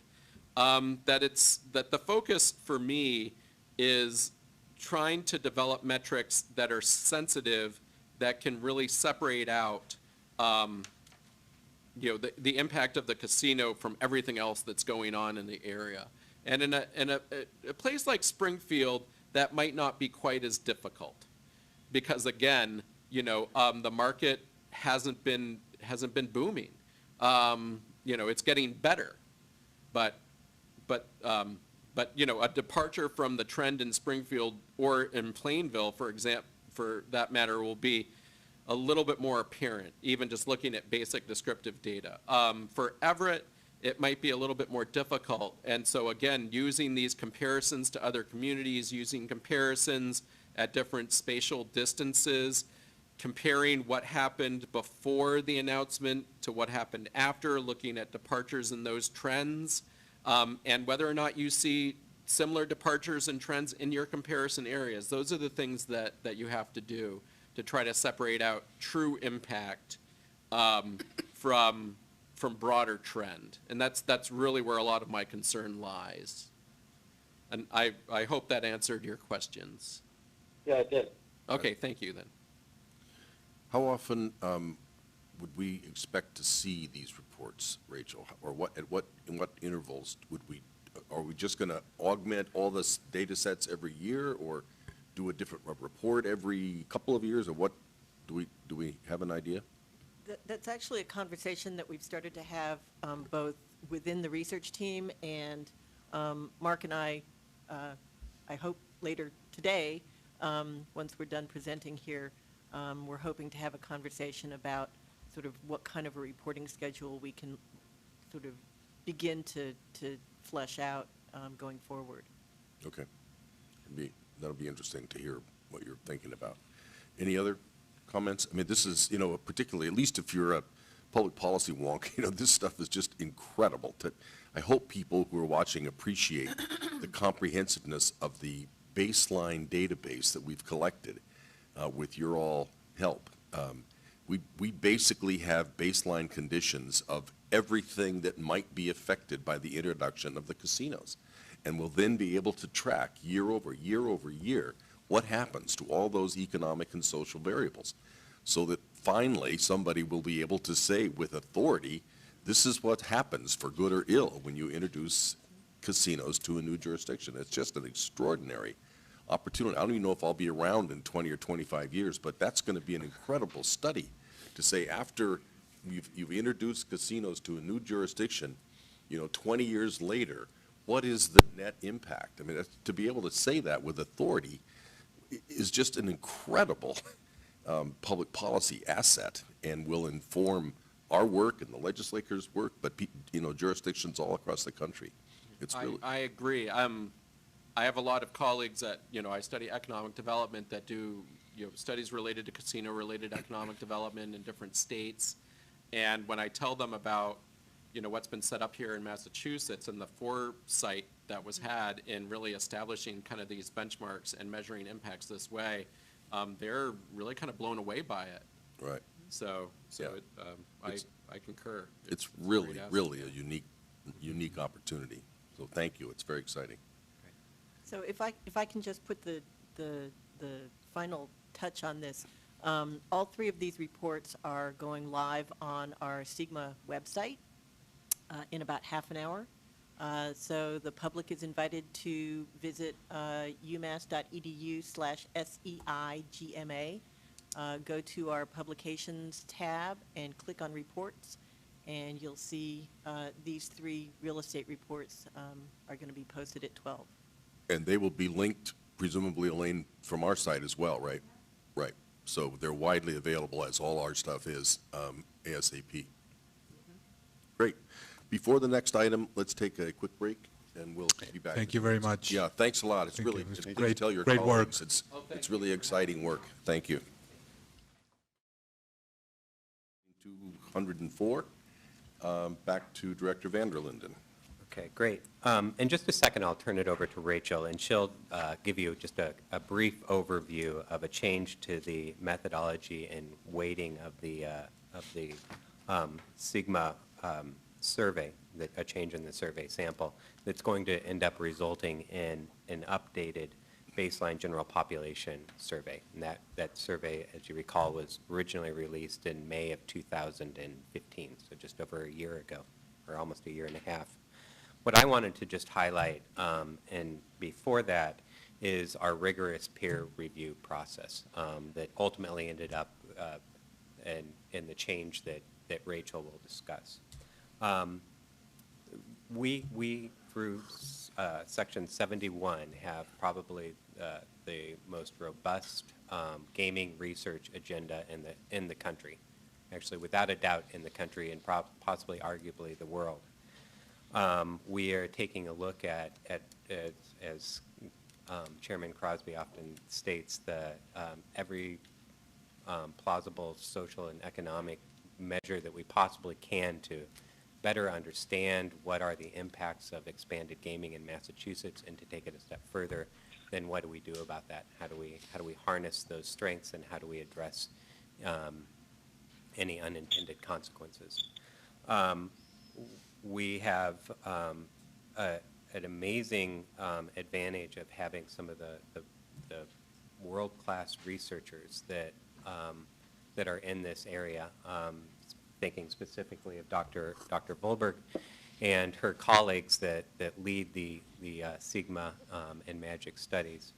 But with that, we also have a great responsibility to a peer review process. Any quality research project, any research agenda should really have a component to it that has a review process to it. Our peer review process is largely carried out from our Gaming Research Advisory Committee, and more specifically a subcommittee of that group that looks specifically at the research design and analysis. And much like we have world-class researchers that live in this area that are conducting the research, we have an amazing group that serve as our Gaming Research Advisory Committee. We have for any given research deliverable we have an incredibly diverse research agenda. We want to make sure that we line up a review process that can truly inform the research project that we're working on. For most of our social measures, we have we use this RDASC, the Research and Analysis Subcommittee of the GRAC.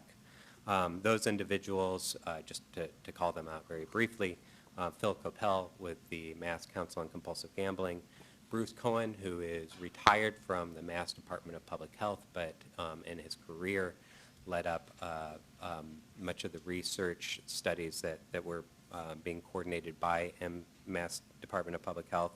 We have Nathan Smith with the National Center for Responsible Gaming. We have Joel Weissman, who works for UMass Boston and Partners.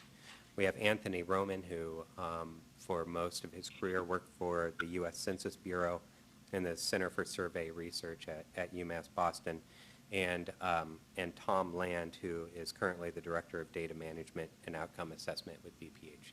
All bring a different skill set, a different focus, but ultimately, I think, serve to advance our research agenda, and the reason that research agenda is there. This group was formed back in 2013, the summer of 2013, and in December of 2014, we continued to evolve it to where it is right now. This is which group? RDASC? RDASC, I'm Right. sorry. Research, Design, and Analysis Subcommittee, right?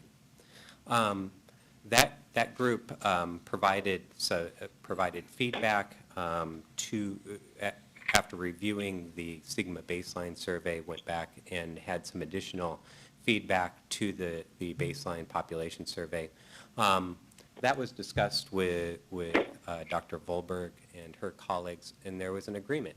There is a better way, a better method of weighting that really should be integrated into this baseline population survey that ends up impacting a number of impacts the study and its findings. And I think that it also then speaks to the strength of our UMass team, the Sigma team, and their ability to take a step back and recognize that methodology, there are different methodologies, and that if there is a better way of doing it, then let's employ that method regardless of where we stand now. So I'm going to turn it over to Mark, Rachel. before you do that, I just want to reinforce a couple of things that you said. One is, we are deeply committed to this research being as rigorous as we possibly can make it, and a peer review process is a critical part of that. And as you've described, we put together a multi-step peer review process, which is great. But it's not the easiest thing in the world to be the research team and have a group of people sitting over your shoulder, double-checking all your work and questioning your methodologies and so on and so forth. And as you have indicated, I think it's a credit to Rachel and her team. This decision that you're going to be talking about now is a big one. And that our research team was willing, as you said, to take a deep breath and listen to our peer review team and suggest a modified methodology is really significant and much respected and appreciated on our part. The second thing is that as a further dimension of this sort of peer review process, all of our data, all of our research, all of our original data will be available online, and we will be inviting researchers of all kinds to access our data and do their own research, do their own analysis of our research, and so forth. So it's just a continuation of this process. A lot of it is online already. All of it will be, everything we do will be online and accessible for use by others as we proceed here. Yes, thank you. So Rachel, do you want to talk a little bit about the re-weighting of the baseline general population survey and what the implications of that are? Sure, Thank you. yeah. I'm nervous about this with these new microphone instructions. Am I close enough? Am I far away? Is there feedback? You're great. So as you'll recall, the baseline general population survey was fielded in 2013, September of 2013, and data were collected through 2014. That's fine. And provided to our team by NORC with statistical weights that they had developed to align the survey sample with the characteristics of the general population or the adult population of Massachusetts. Those weights accounted for a variety of features of the survey itself, including the sampling frame, the screening rates, completion rates, and we used 4 variables to align the sample to the population. Those were region, age, gender, and race ethnicity. Those were So in the other words, if your sample had too few people from one region so that it was not representative of the actual population, you would increase the weight of those people we did have from that sample so that it did match the Yeah. population. It actually went the other way, Steve. We oversampled in western Massachusetts. For example, we got 25% of our sample from western Massachusetts, although the population of western Massachusetts is only 12% of the total, because we wanted to make sure we had enough people in the sample from western Massachusetts to do future analysis. So when we weighted the sample by region, we actually made the people that we surveyed in western Massachusetts about half of the value of what they were in the actual sample. But yeah, that's the idea. That kind of trade-off, right? Yeah. Just so that the sample is actually representative of the real population. Right. And so those were the weights that we used in analyzing the descriptive analysis of the data that we presented to you back in June of 2015. And that's the report that is currently posted on our website. Mark has already talked to you about your decision to establish a peer review process, so I won't walk you through that particular paragraph of the memo.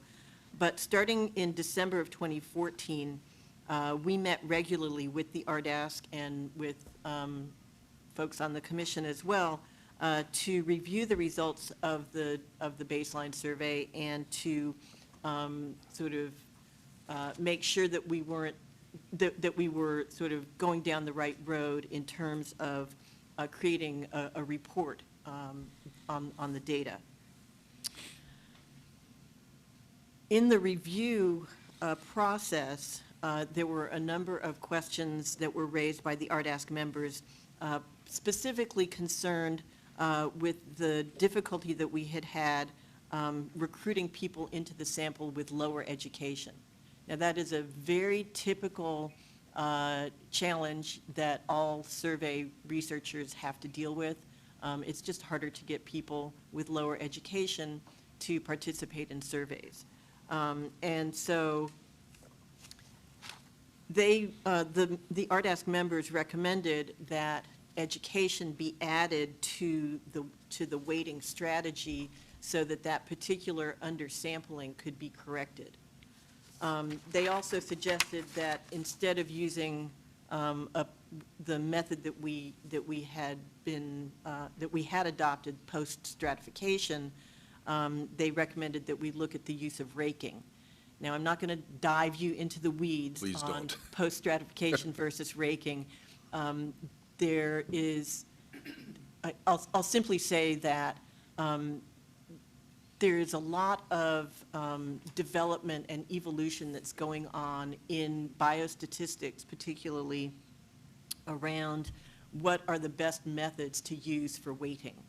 And so we had gone with a method that NORC recommended, but when we went back to them after getting the suggestions from the RDASC and said, well, how about this raking thing?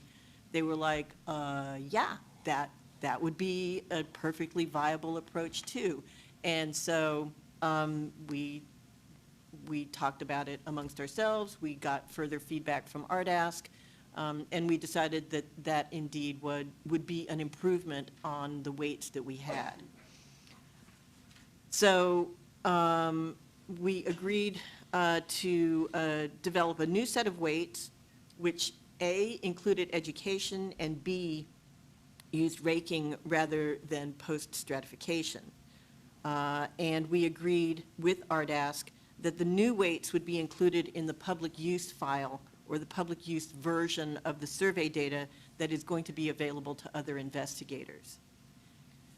We started the construction of the new weights in June, basically, of 2015, shortly after we presented the report to you folks, and it took about a year to complete.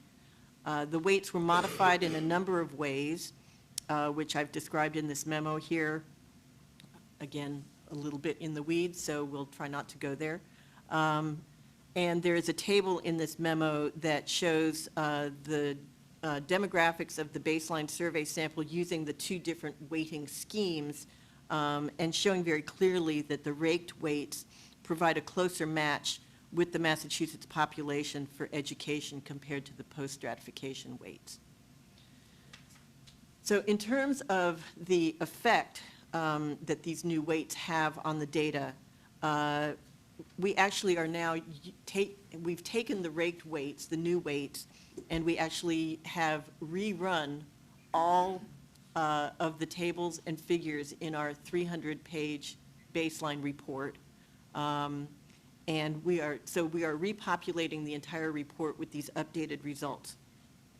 That updated report will replace the original report when it's ready on our website. And what we've done is we've looked very carefully at what those results are, what the differences are in the raked versus the post-stratification weights.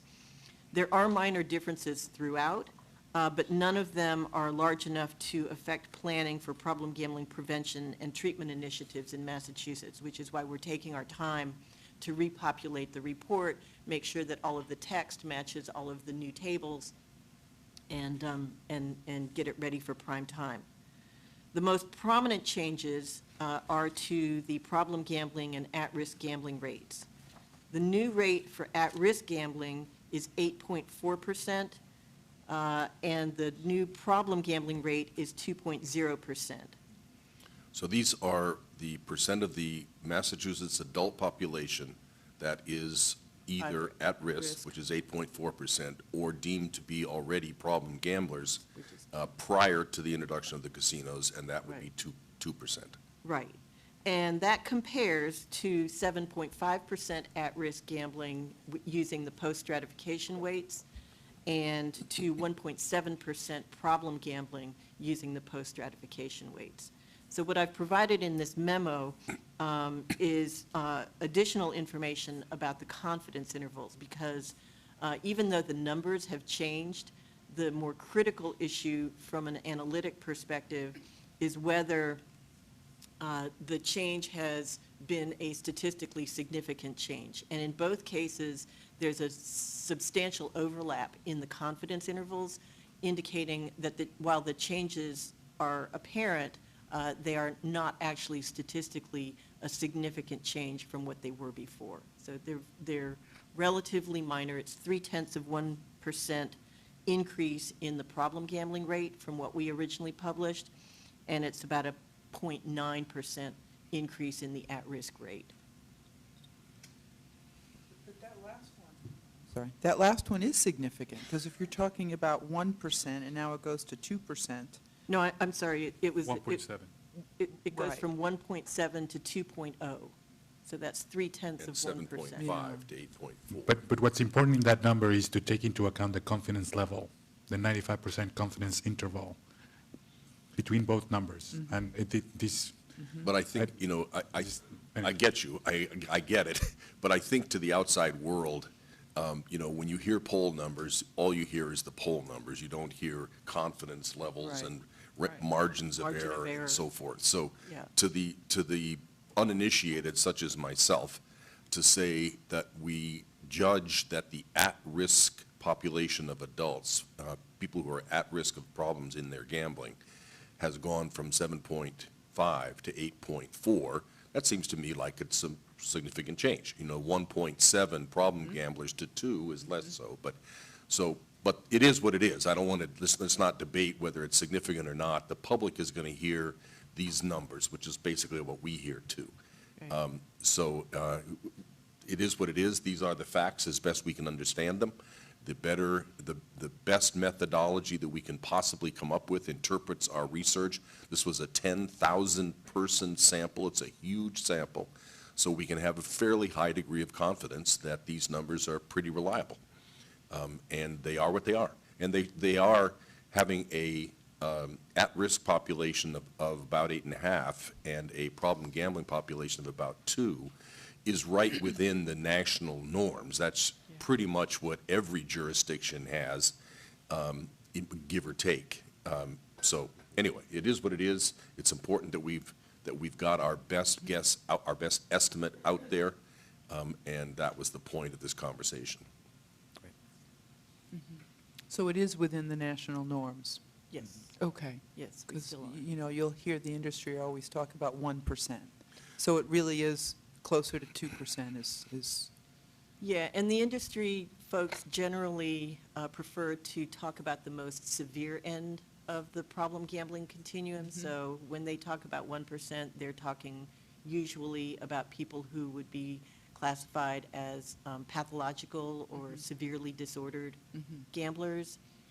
Problem gambling, in our study, includes a sort of a somewhat less severe group as well.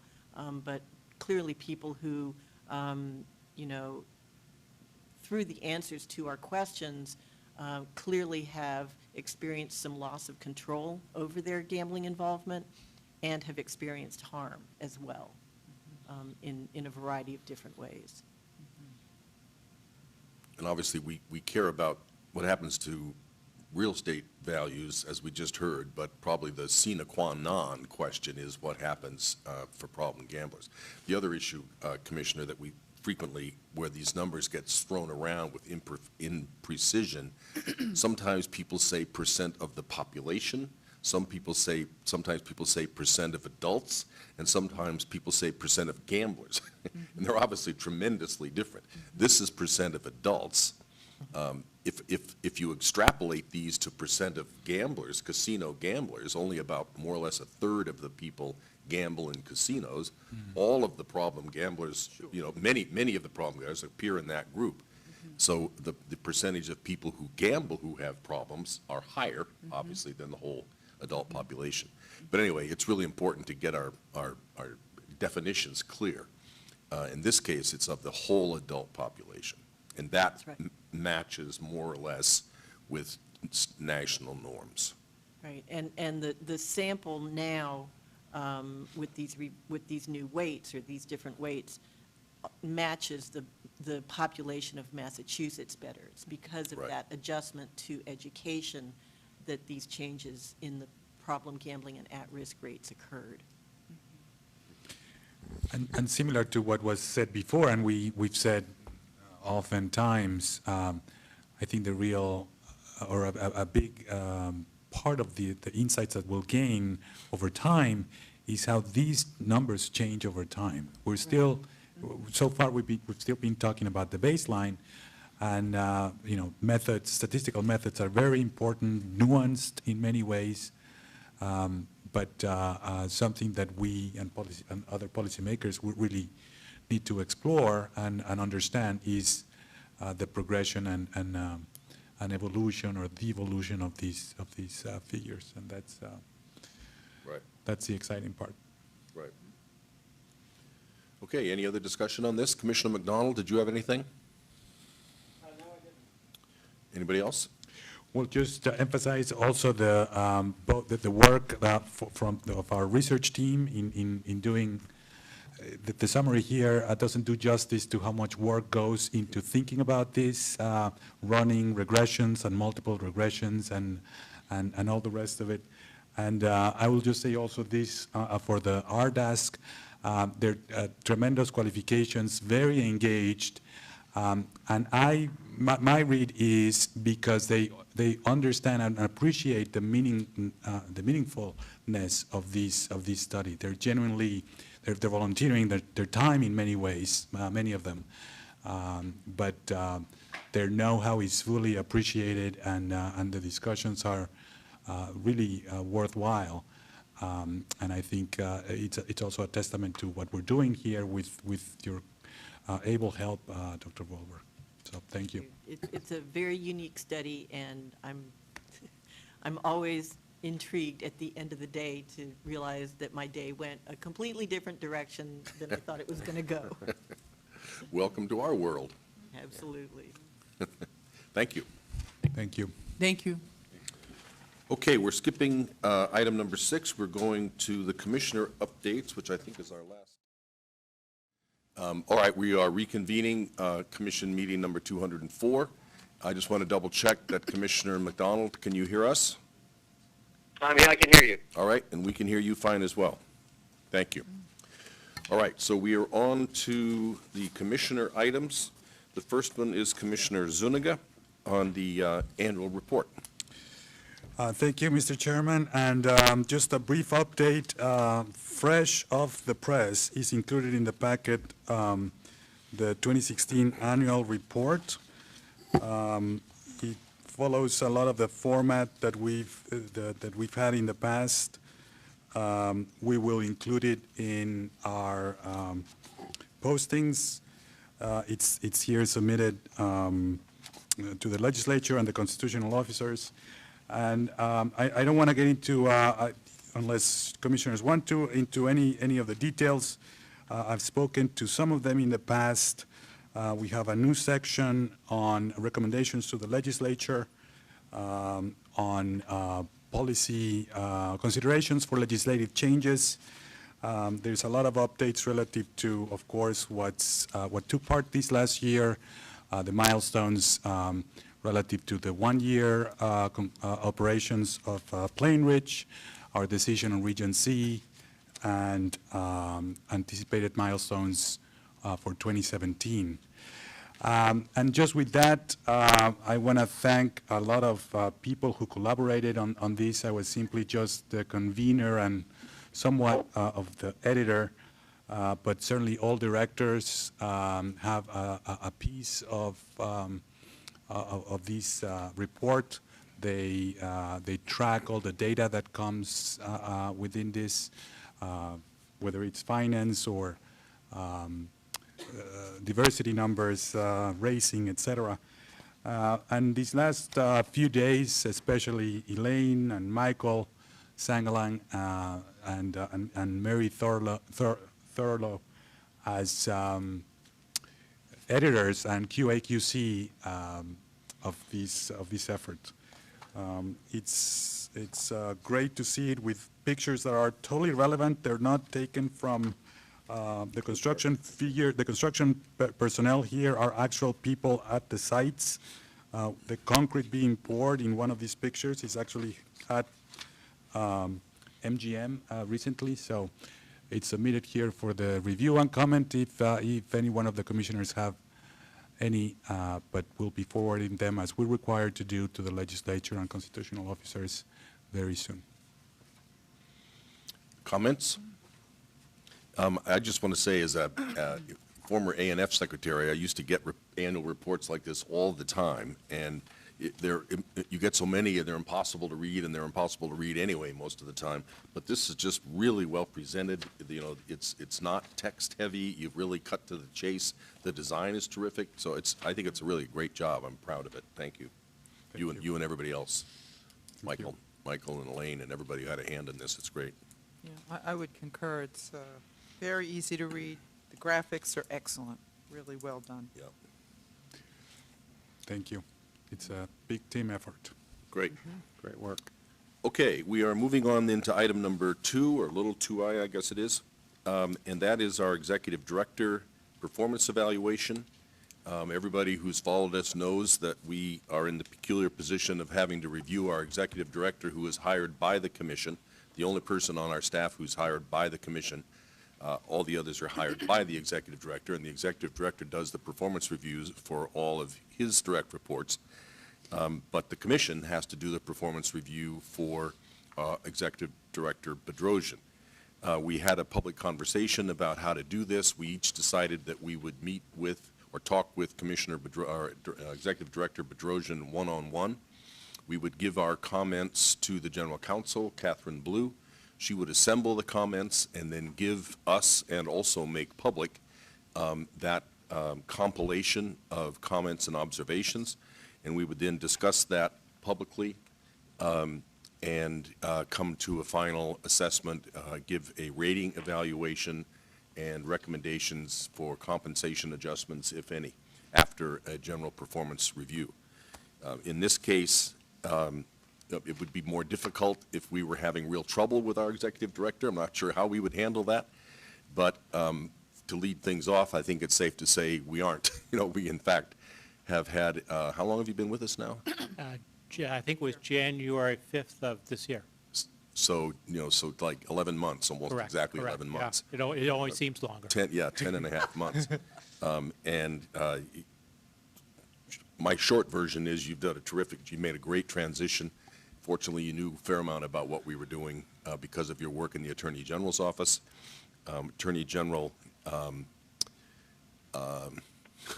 Coakley took me aside after we hired you and said, you've made a great decision, and I think she was right. But why doesn't anybody want to make comments? The report will be available on our website if it isn't already, and it's the standard form that we use for all of our performance evaluations. Does anybody want to Yeah, kick I'd off? like to do that. It was interesting because we did our evaluation work separately, and, just saw each other's comments for the first time. And what was of interest to me is there was a real consensus here about the exceptional job. And I'll use that word because that's really what these comments reflect, an exceptional job at taking the helm and leading this organization. Just a couple of things. The really effective communication is apparent and very, very helpful to this organization because we are in this unique position, right? Commissioners and staff with separate roles. The consensus building, I find particularly, an excellent way to manage, and that directly leads to improved morale. And it's just really, working with people, listening to everyone, understanding where they're coming from, clearly making a decision, but after there's a consensus building activity and, lots of communication on direction. So just a couple of things I thought were important to point out. The judgment is superb, in my opinion. Just getting to know all of the things we're doing, getting to understand, and that again gets back to talking to everybody, boots on the ground, roll up your sleeves, asking for help, which I think some leaders have trouble doing, frankly. So, but it was just nice to see that we were all,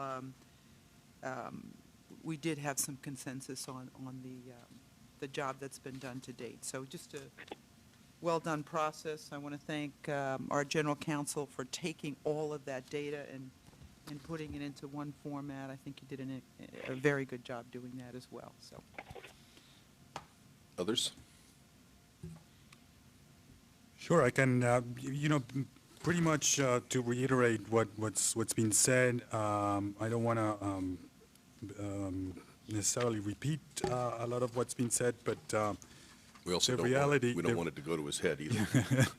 the reality is that your background, your knowledge of your work really on all kinds of policy and gaming policy related issues have really allowed you to hit the ground running, and that has been very positive for us, for you, and for the rest of the staff, which we value tremendously.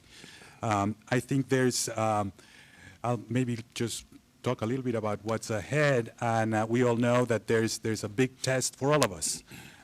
You happen to be, driving the bus, if you will. But on opening of these next properties, a lot of expectation, a lot of details that happen relative to the operations, judgment calls in the middle of the night sometimes, et cetera. A new process on our licensing management system that there's a lot of indications that there's great efficiencies to be realized there, but they still have to be realized. with this great backdrop of having hit the ground running, I think we're really positioned in a very exciting way to tackle what's ahead of us in terms of whatever multiple number of licensing decisions that we're going to have to be making, whatever number of exceptions or waivers, whatever the case may be relative to operations.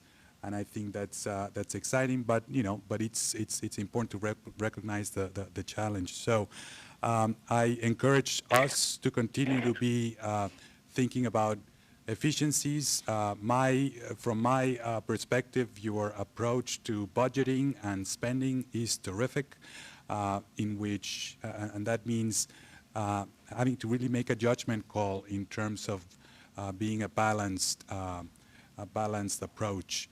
We have the freedom of assessing our licensees, which is tremendous, but that freedom has to be taken very judiciously, and I think your approach has every indication that we do, and I think that's also very encouraging. Those were my comments, and I think you're a tremendous asset to this organization, and we value that very much. Thank you. Yeah, I'd echo what's already been said. It's interesting. We've talked in the last two meetings about some issues being these slow-moving ocean liners that are going to take a while to get back on track. And I think from the very first day that Director Bedrosian came on board, that ship made a quick U-turn and kind of went full speed in a new direction, which I know is improve the morale of our team. Another significant way in which he has had an impact on the commission has just been what I'd characterize as a very thoughtful but diligent and expedient effort to resolve questions and issues as they come up. And working among the five of us to quickly bring us all up to speed, to engage the right members of the staff, solicit input and try to balance all that input. It's been refreshing, and again, this is a great initial performance report, and couldn't be happier with how he has jumped into the job, and again, kind of quickly turn things around for us. Commissioner McDonald, did you have anything to add? Yes, briefly. That first of all, to note that I barely have any more experience with the commission than Executive Director Bedrosian has. I think about 60 days, and so I come to the task of evaluation with a far more limited base of knowledge than my fellow commissioners. But I was struck at the time of his interview with us, which was at a public hearing, that he identified what he saw as the greatest challenge to be not only effective in managing through the organization and all of the different directors and employees within the organization as a whole, but also to manage effectively up, namely in his interactions with us as his putative superiors, and with each of us being full-time commissioners. Frankly, I felt when I first reviewed the statute, the commission statute, that this was something that was almost a job that was almost impossible to do. And I was impressed that Mr. Bedrosian identified what I saw as one of the inherent, the most significant inherent challenges. And what I've been most impressed by with his performance is the the skill with which he has managed equally effectively managing down and managing up. I speak from personal experience. I've had several instances in which I've been very politely taken to the woodshed by our executive director, who in the nicest ways said that he thought that I might put some more thought onto a particular subject that I had given expression to. He did it in a way that was, as I said, diplomatic, but very constructive, and that allowed me to go forward in my capacity as a commissioner. I think better off for it. That the individual aspects of the job that we were asked to address ourselves to, his job knowledge and skills, work practices, quality of work, attitude, adaptability, initiative. On all of those dimensions, I think that Mr. Bedrosian has done an exceptional job, and I gave expression to that in my individual evaluation. And finally, I may note that the summary that our general counsel did of the individual evaluations, I thought was right on point and accurate. Certainly accurately reflected my views, and I saw no tension between that summary and what my personal experience has been and my review of others' evaluations. Great, thank you. I would just add one thing. It's expanding a little bit on what Commissioner McDonald said. In his self-assessment, E.D. Bedrosian said that he had two aspects to his job. One was the day-to-day management of the operation, and the other was learning about gaming. And to Commissioner McDonald's point, I suggested that I thought there was a third, which is to act as the interface between the commission and the staff, not only from the personal relations, as Commissioner McDonald talked about, but on the very, very critical point of protecting the commission's role as policymakers. There is, as he and I and we all discussed one sort or another, there is an inherent tendency for staffs to take over, particularly in a situation like ours, where the commissioners, because of the open meeting law, are not able to be involved as a group in many discussions, although something about that later. Given that the legislature invested such extraordinary authority and comprehensive authority in the commission, it is important that policy decisions be made by the commission, and even that the vetting of issues as to which ones are policy and which ones are not be something that the commission plays a central role in. And I just think this is something that E.D. Bedrosian has been very attentive to from the beginning. I think he viscerally understands it, puts him in an awkward situation sometimes, but I thought it was important in the review to simply reinforce that point as a constructive, critical variable of the job going forward, given the sort of inherent propensities for the way things evolve, particularly in an agency constructed like ours. Okay, so the net of all that is a hearty pat on the back. In our review system, we have a rating that runs from 1, unacceptable, to 2, improvement needed, to 3, meets expectations, to 4, exceeds expectations, to 5, exceptional. I think in order to be consistent with our reviews of other personnel, we ought to pick one of those numbers if we can come to a consensus. I'm going to, just for the sake of discussion, suggest that exceeds expectations would be the right place, substantially because I think our expectations are high. We expect somebody here to do a very, very good job, and to meet these criteria, that's an expectation.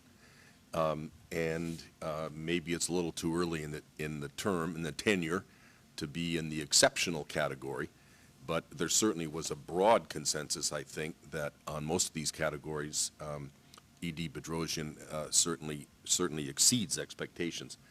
But I throw that out as a suggestion, and I'm open to conversation. Yeah, I would agree with that. There are a couple of areas where, there's a couple of, given the comments, ratings of exceptional, but I think I concur with the general notion that we have to factor in our high expectations and the reality that this is still there's a lot of things to come in a full year of review, just coming ahead. So I generally concur with the notion. I think that I had an understanding that at this level it wasn't necessary to fill in those blanks. Not all of them. I was just doing sort of a the one. summary. The summary one. General Counsel Blue suggested to me that. What would be appropriate would be to come to an overall rating, and it's not necessarily a number. I think the words are really more important than the number. So you want to arrive at how you feel the executive director fits into that overall structure, but no, you weren't responsible for picking numbers for each one. Right. But let me just say this, that a number of the employees here had to go through it, so Right. if you have to pick a number, that is totally Yeah. appropriate. I think that's sort of my feeling. We've tried to keep this as comparable as we could. Well, typically how I do this is look at every category and then come up with a rating that fits that. So I do agree with Commissioner Zuniga that many of the categories were exceptional. Initiative, I would say, attitude, for example, quality of work, work practices. I do think that there is a learning curve, so knowledge and skills would be, I think, exceeds expectations is one area, but many of the others, I frankly think were in the exceptional, and I think the comments reflect that. So it really doesn't matter, I guess it's just important to point out that if you look at those categories, I think many of them were in the exceptional, and then, like I say, for a couple of the others, maybe exceeds expectations. Anybody else? I generally certainly felt his overall performance exceeded my initial expectations. Of course, we'll caution ourselves that if you look at that rating standard, said managers should find ways to cultivate the employees' talent, so that's on us. But, I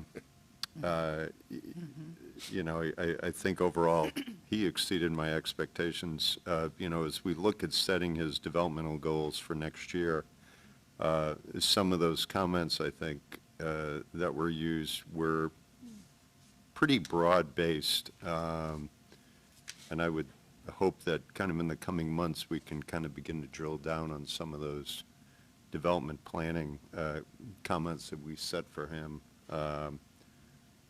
For an example, number 9, focus on the opening of the, 2 Category 1 gaming establishments.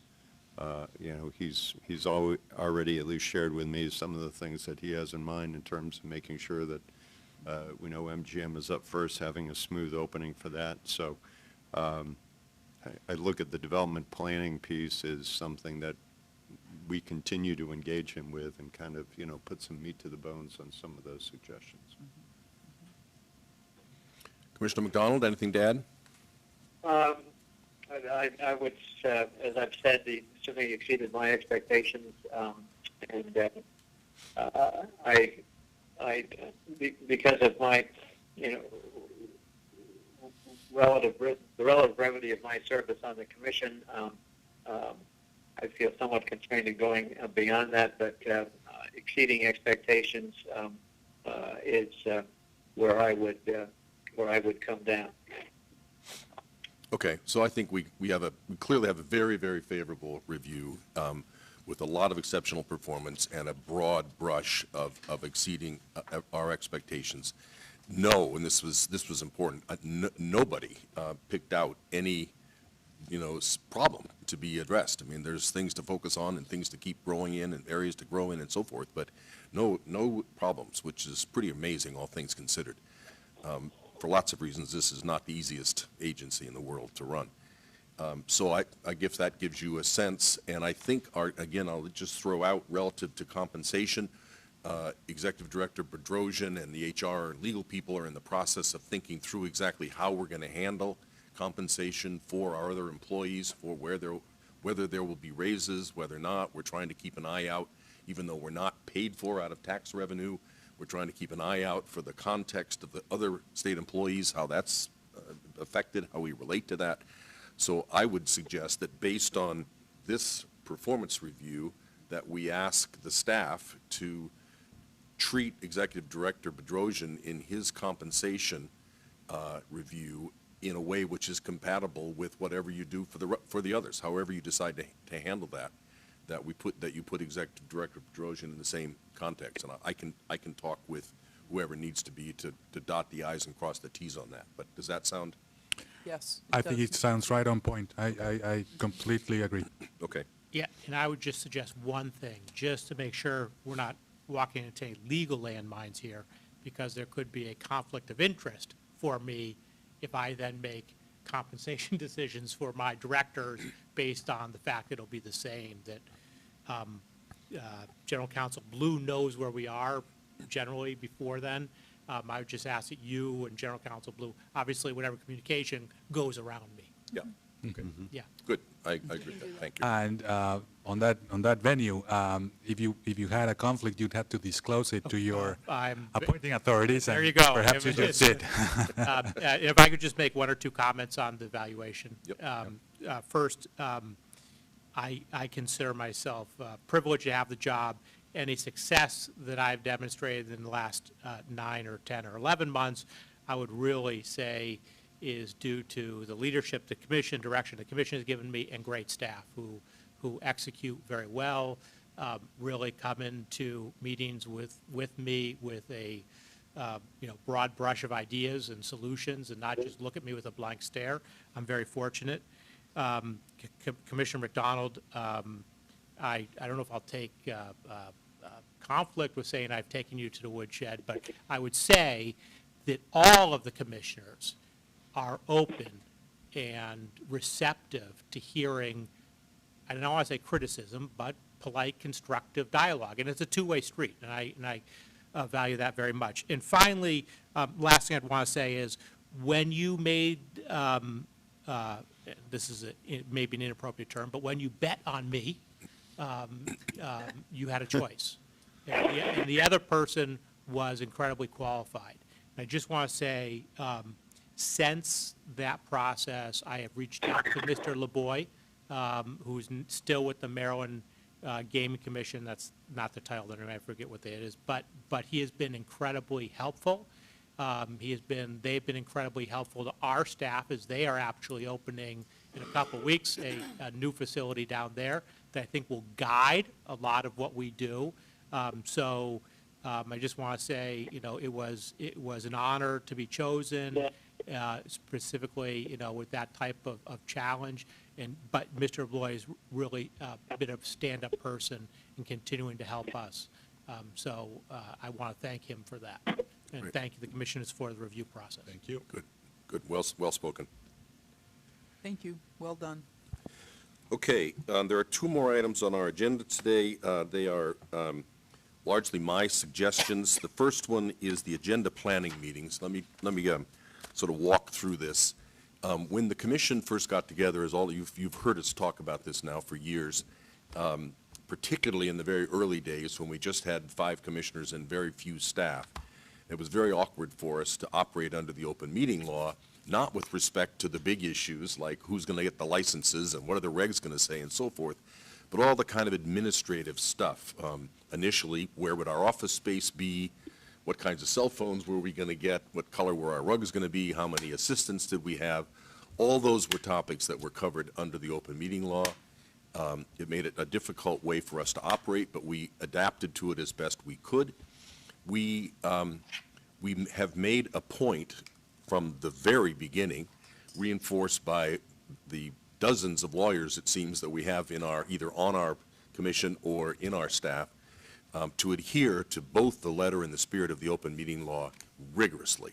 And I don't think there's ever been an intimation that on any significant issue that there's been a breach there. However, in the early years, we did think that we could do two things as a commission together that would give us a chance to kind of be in touch with one another, but not be in violation of the open meeting law. One was a lunch that we had frequently on Wednesdays, where we mostly would just talk about stuff that we each had been doing. So like if we'd been on a business trip, we would come back and report on the business trip. The rest of the conversation was mostly about things like the Red Sox and the weather. The second medium that we used to kind of keep us together and a little bit informed as a group as to what was going on, and the more substantive of the two, was the agenda planning meetings. In our early days, our first couple of years, we had a meeting, a public meeting every week. So we had an agenda setting meeting the Wednesday before, or 2 Wednesdays before each of these Thursday meetings. And then later on, we switched to every 2 weeks. So we had an agenda setting meeting every 2 weeks. Because of the way the open meeting law read, I believed, and the rest of us did as well, that the commissioners as a group could attend the agenda setting meetings, where all we do is run through an agenda that looks just like this for the next meeting, along with a list of items that either are on the agenda or may be coming up on the agenda, and talk about whether they are ready to go onto the agenda. It gave the commissioners really the only opportunity to have any kind of group interaction and to sort of in a general way keep track of what was going on as a group. It turned out that unbeknownst to us, the Attorney General felt that those were both violations of the public meeting law. Her letter to us was very constructive, very supportive. She clearly understood that we go out of our way to adhere to both the spirit and the letter. Nevertheless, they felt that these two meetings, these two transactions were inappropriate. So we stopped both of them immediately. The lunches have been gone ever since. The agenda setting meetings still continue, but with either just me as the chair there or frequently one other commissioner will set in. We kind of rotated the other commissioners. The consequence of this has been that the commissioners, as a personal matter, feel sort of atomized because we just can't get together and talk about stuff. And we also kind of feel like we're just really out of touch with the group movement forward and the group sort of pulling together of the organization, the administration of the organization. And that's been something that's part of why I made the point that I did to E.D. Bedrosian about the need to kind of protect the relationships between the staff and the commission. But we've all felt it, and it's even hard for us to talk about it because we can't get together and talk about it without violating the open meeting laws. So I would like to make a suggestion, and that is that for at least a while, we make our agenda-setting meetings, which would be every other Wednesday for the 2 subsequent Thursdays, a public meeting.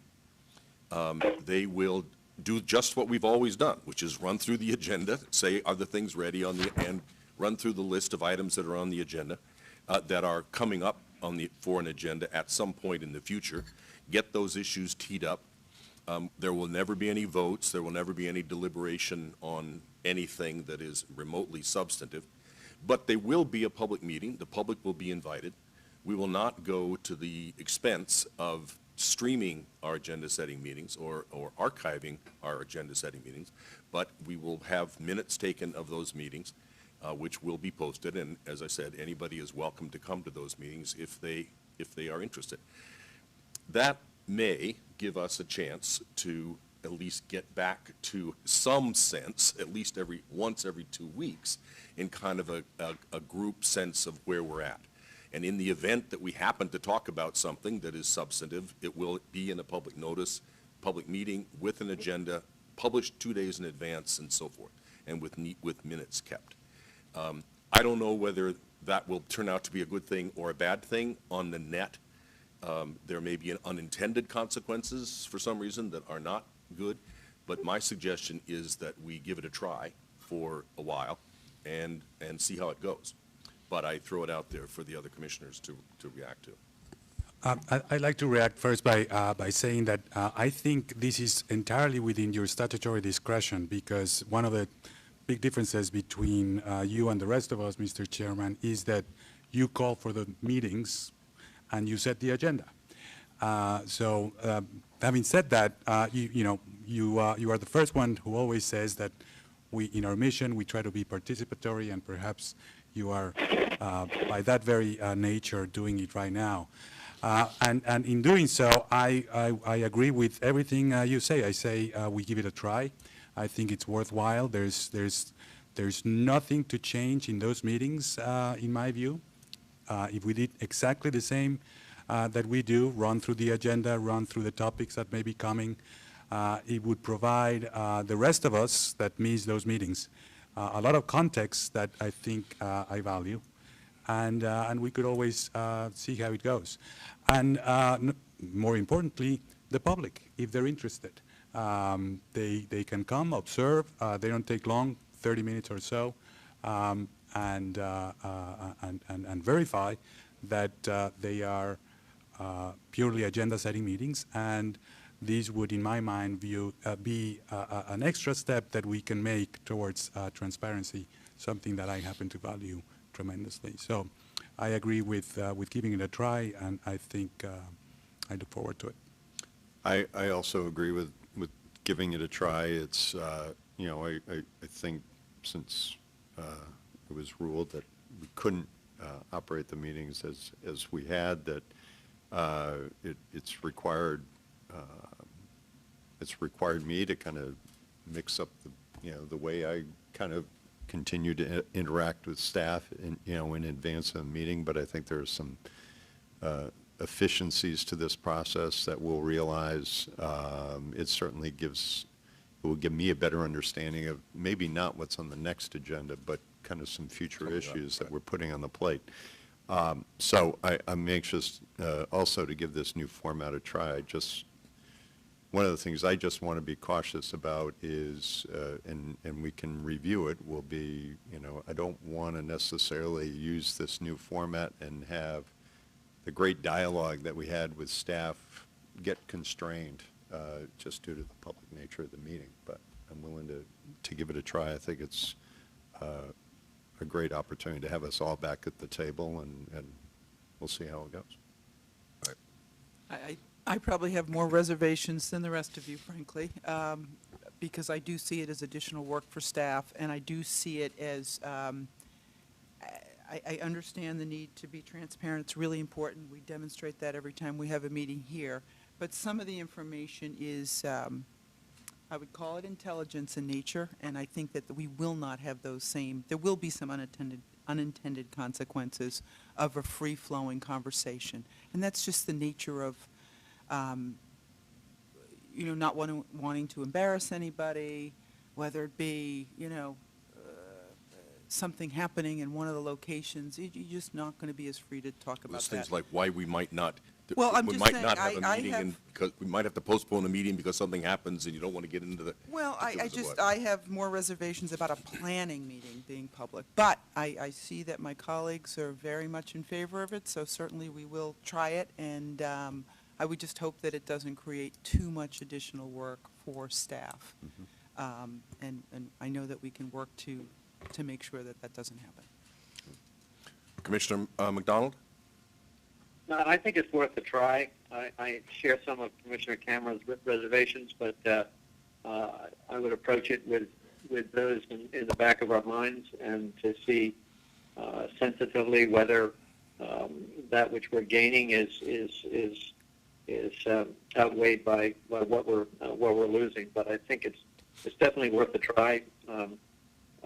The early weeks of my being on the commission, the agenda-setting meetings were ones in which all commissioners, attended. They were not a public meeting. I found them to be extremely helpful as a way of not only getting to know the business of the commission, but also getting to know fellow members of our organization. And I've missed that, and the occasional time of attending the meetings with one other person hasn't had the same kind of substance that the earlier practice had. So I think it's worth a try, and we can always terminate. Right. Okay, I don't think we need to vote on this. We'll just start this. We'll start this with an agenda-setting meeting in the next 2, 3, 4 weeks, whatever, and whenever we get started, it will be posted on our agenda, and that will be that. So we'll- I could We'll give it a shot. say one thing. You I post it- understand the- Post it on our website and all the other places we post our material. So, understanding the need for the commission to be able to interact and talk the way it did, would be incredibly helpful here.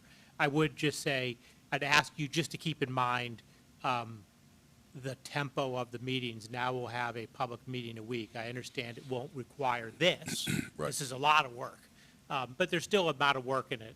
So just keep that in mind, but I know my job as executive director, we're going to try and make this work and see how it goes. Great. Thank you. Yeah, and I'm certainly mindful of how much work goes into these, and expense, by the way. That's why I think we will not spend the money or the staff time to take an agenda-setting meeting and cover it the same way. Although they will be wide open to anybody who wants them. Okay, the second item on the agenda is, again, just a sort of open. Oh, I'm sorry. Just by the Yeah, way, sorry. just to be clear, internally, we have one scheduled for tomorrow. We won't be doing Exactly. That will not be. Right, right. Yeah, thank you. We're already under the Yeah, 48 that hour would be, exactly. The Thank you. earliest it would be 2 weeks from tomorrow, right? Exactly. Thank you. Okay, the other one is simply an observation that the Marijuana Legalization Act passed. That's a very big change in the cultural, social, and possibly even economic landscape. I thought we ought to put it on the agenda just to think about whether or not there are any implications for that for any of our operations. We can talk about it a little bit now. I think we should invite public comment. I think we should ask our licensees to talk to us. Maybe it's another agenda item later on when they come in, or at least submit to us whether they think this is something that we need to address. I think our licensing, our investigations and enforcement bureau need to think this through. What, if any, impacts does this have? I don't know what else. I just think it seemed to me like it was a big enough deal that we ought to at least talk about it briefly and see whether or not we thought it had any implications for anything we do. Yeah, I think that there probably are a few impacts to our operation in thinking this through. The law does not allow for consumption in a public place, so that would cover the casinos. I think where we could be really helpful is to the Treasurer's Office, who have an incredibly short period of time in which to set up a regulatory framework and operation, and I think many of the things that we've done could be transferable, and I know Commissioner Zuniga has made the offer to be helpful. I know that some of our licensing folks have spoken to folks over there about this new system that we are implementing, a licensing management system, although I know they have a request for information, so they need to have a process, obviously. But I just think how we could be helpful is one area in which we've had some hard lessons learned, and I think we could really offer our assistance so that they have the opportunity to really put a very strong, robust regulatory process in place. I agree. I agree. I've made that effort, that offer, and they'll likely follow up on that. I did want to mention something. I read an article because the Nevada Gaming Control Board had a discussion recently about this topic, and I think maybe in the venue of inviting public comment, we could follow up with additional research of what's going on around in other jurisdictions, talk to colleagues, and see how they're responding. My initial thought along those lines is that at a first level, our licensees have to abide by all kinds of regulations, laws, including the federal law. And at least for this topic, it continues to be illegal. So whatever implications may be, we have to kind of like overlay the notion that, the recent passage by referendum applies only to the state law. And then think about how and whether that becomes operational as we do our licensing review of individuals, et cetera, going forward. So I think we should continue to think about it, do additional research, talk to colleagues and others in the legal community that might be able to offer comments or guidance. But it's important to consider that there may be an overlay here between the difference between state and federal implications. Mr. Chairman, I also, just for point of interest, I talked to General Counsel Carl Sotosani for Penn, and he said obviously they are starting to digest this, but I also note separately that they own properties in all 3 jurisdictions that legalized recreational marijuana in this last election cycle. So obviously it has to be, and not all the laws will be the same, obviously.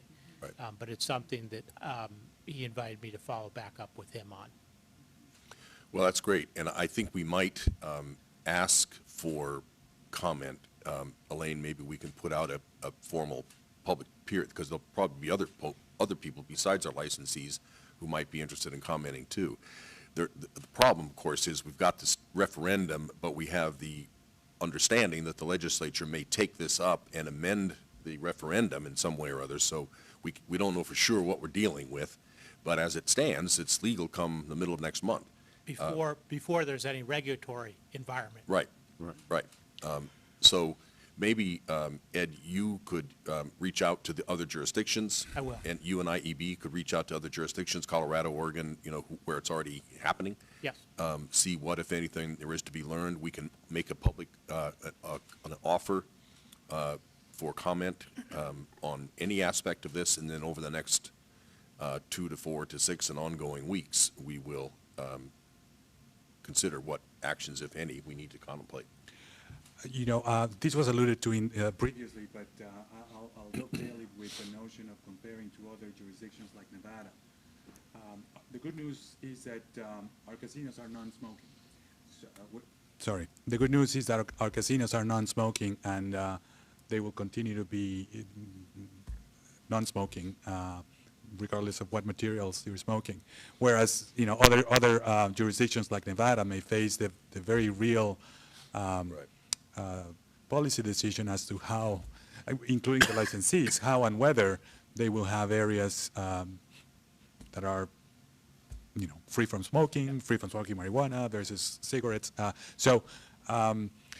Love to understand those nuances.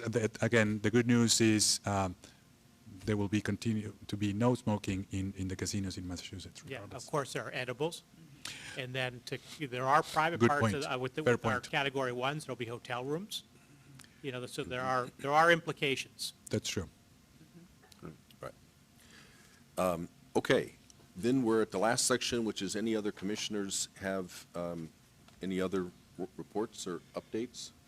I just mentioned yesterday, Director Griffin and I had a chance to go out to Springfield for the kickoff of the Community Partners Network. A very interesting, unique collaboration of building trades, neighborhood organizations, employment agencies, again, focused, spearheaded by Shalon Brown and the team at MGM to focus on increasing opportunities for employment of women, minorities, and veterans. And even though we were joined by a lot of folks in the neon T-shirts who took a break from the work site, their quick collaboration has already generated over 208 referrals from folks in the community, 31 new union members, 36 individuals deemed eligible for union participation, and about another 111 folks that they are working with to get them appropriate training and credentials to put them in a position of accessing union employment and construction. So it's going to be an ongoing effort. It's not just simply for the MGM project, but hopefully we'll have some residual benefits kind of up and down the valley from the Springfield area with future construction projects or future employment opportunities. So it was a great group.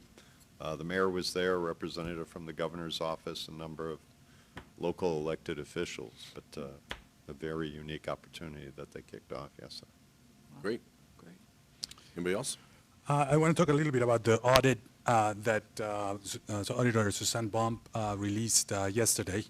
I was involved in reviewing the draft report, responding the way we did in the responses, and spent quite a bit of time in the past few months sort of thinking about the work they did and the report that ultimately was written. And I want to compare it to my times as an auditor at Ernst & Young. When we were in the private sector, we started with all the work that we did and went into the audit. And perhaps there's a difference between private and public here. But if you read the report from the auditor, they spend very little time describing what they did. And I want to emphasize just how thorough and how much time they spent reviewing the things that they did. For the better part of 9 months, there was at least 2 individuals here, stationed here.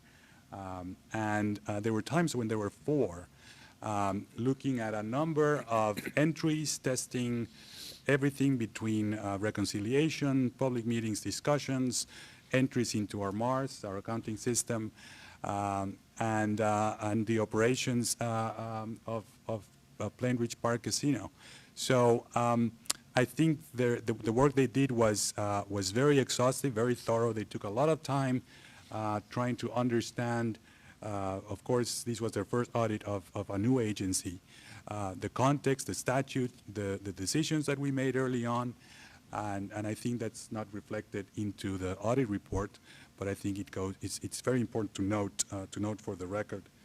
I do want to mention one thing from the recommendations, and this was earlier being reported from Plain Ridge. One of the recommendations they made was for the commission to verify some of the numbers that are reported to us. Specifically, how do we know for sure that the 16% in minority employment that they have is in fact the case? And I just want to mention 2 points. We, by necessity, make our own audit program. We develop, and we have put a lot of time by staff, Director Bedrosian, Director Day before him, CFO Lennon, into what we are going to audit. And the first areas that we focused on were the ones that we thought were most important: the cash protection, the reconciliation, our interface to our central monitoring system, and the like. This is clearly an area that we can put into an audit program as per the recommendation, the auditor's recommendation, and I think we should and will find a time to do that. We relied on the notion that they were both exceeding the goals on minority reporting, and that is usually data that is self-reported. What they get from the applicants, the people that license, it's checking off whether they are part of a racial minority or not. And I happen to think that that's a very robust data point. It is true, though, that we do not have not made an audit of those numbers. But as I mentioned, I think we should in the future. Other than that, I think the report speaks for itself, and I think thank the auditor for its diligence. Yeah, I just would second that. I've said publicly a couple of times yesterday that we're still a new agency. We are monitoring hundreds of millions of dollars monthly. We are monitoring thousands and thousands of individual activities at slot machines daily and weekly. We are 24 hours at 365 days a year. We are implementing and maintaining and overseeing hundreds of pages of regulations, most of which we've just written. So the more help we can get, the better. And the degree that they were willing to take to go through our processes was totally a constructive presence, and I'm delighted that they were able to do it. Anything? Oh yes, I had one other, but Commissioner McDonald, do you have anything to report on? No, I don't. The last thing I wanted to mention, I've mentioned this before, but in collaboration with the Mass Council on Problem Gambling, we have been working with other jurisdictions in New England, both the problem gambling commissions in each state and the the regulators in each state on the possibility of setting up a regional voluntary self-exclusion list. We have a self-exclusion list here in Massachusetts. Just with the small facility in Plainville, we have, I think, 165 or 70 people on that list. That extrapolates to that there will probably be 1,000 or more when we get operating. But if you're on our self-exclusion list, that is a person who volunteers to go on a list saying, I do not want to be permitted to come into your casino and gamble because I know I have a problem. But if a person's on our list, they can drive 18 miles down the road and go into Rhode Island and go to a casino in Rhode Island. So we think it's worth considering the possibility that when people sign up for a self-exclusion list, they could sign up for a regional self-exclusion list. We met last week with Rhode Island, Foxwoods, and New Hampshire, I think it was, all of whom agreed to collaborate on a list. We went through each of our lists, each of our terms and conditions, and found that we could probably quite readily agree on amending them with very few exceptions.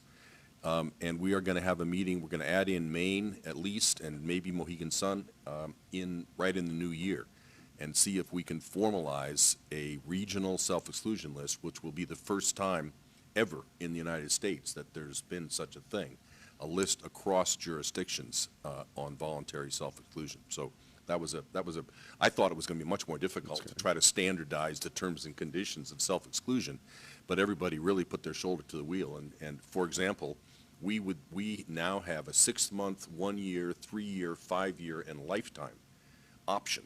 We agreed to eliminate the 6-month option and the 3-year option in order that we could match the others. So there would be now a 1-year, a 5-year, and a lifetime.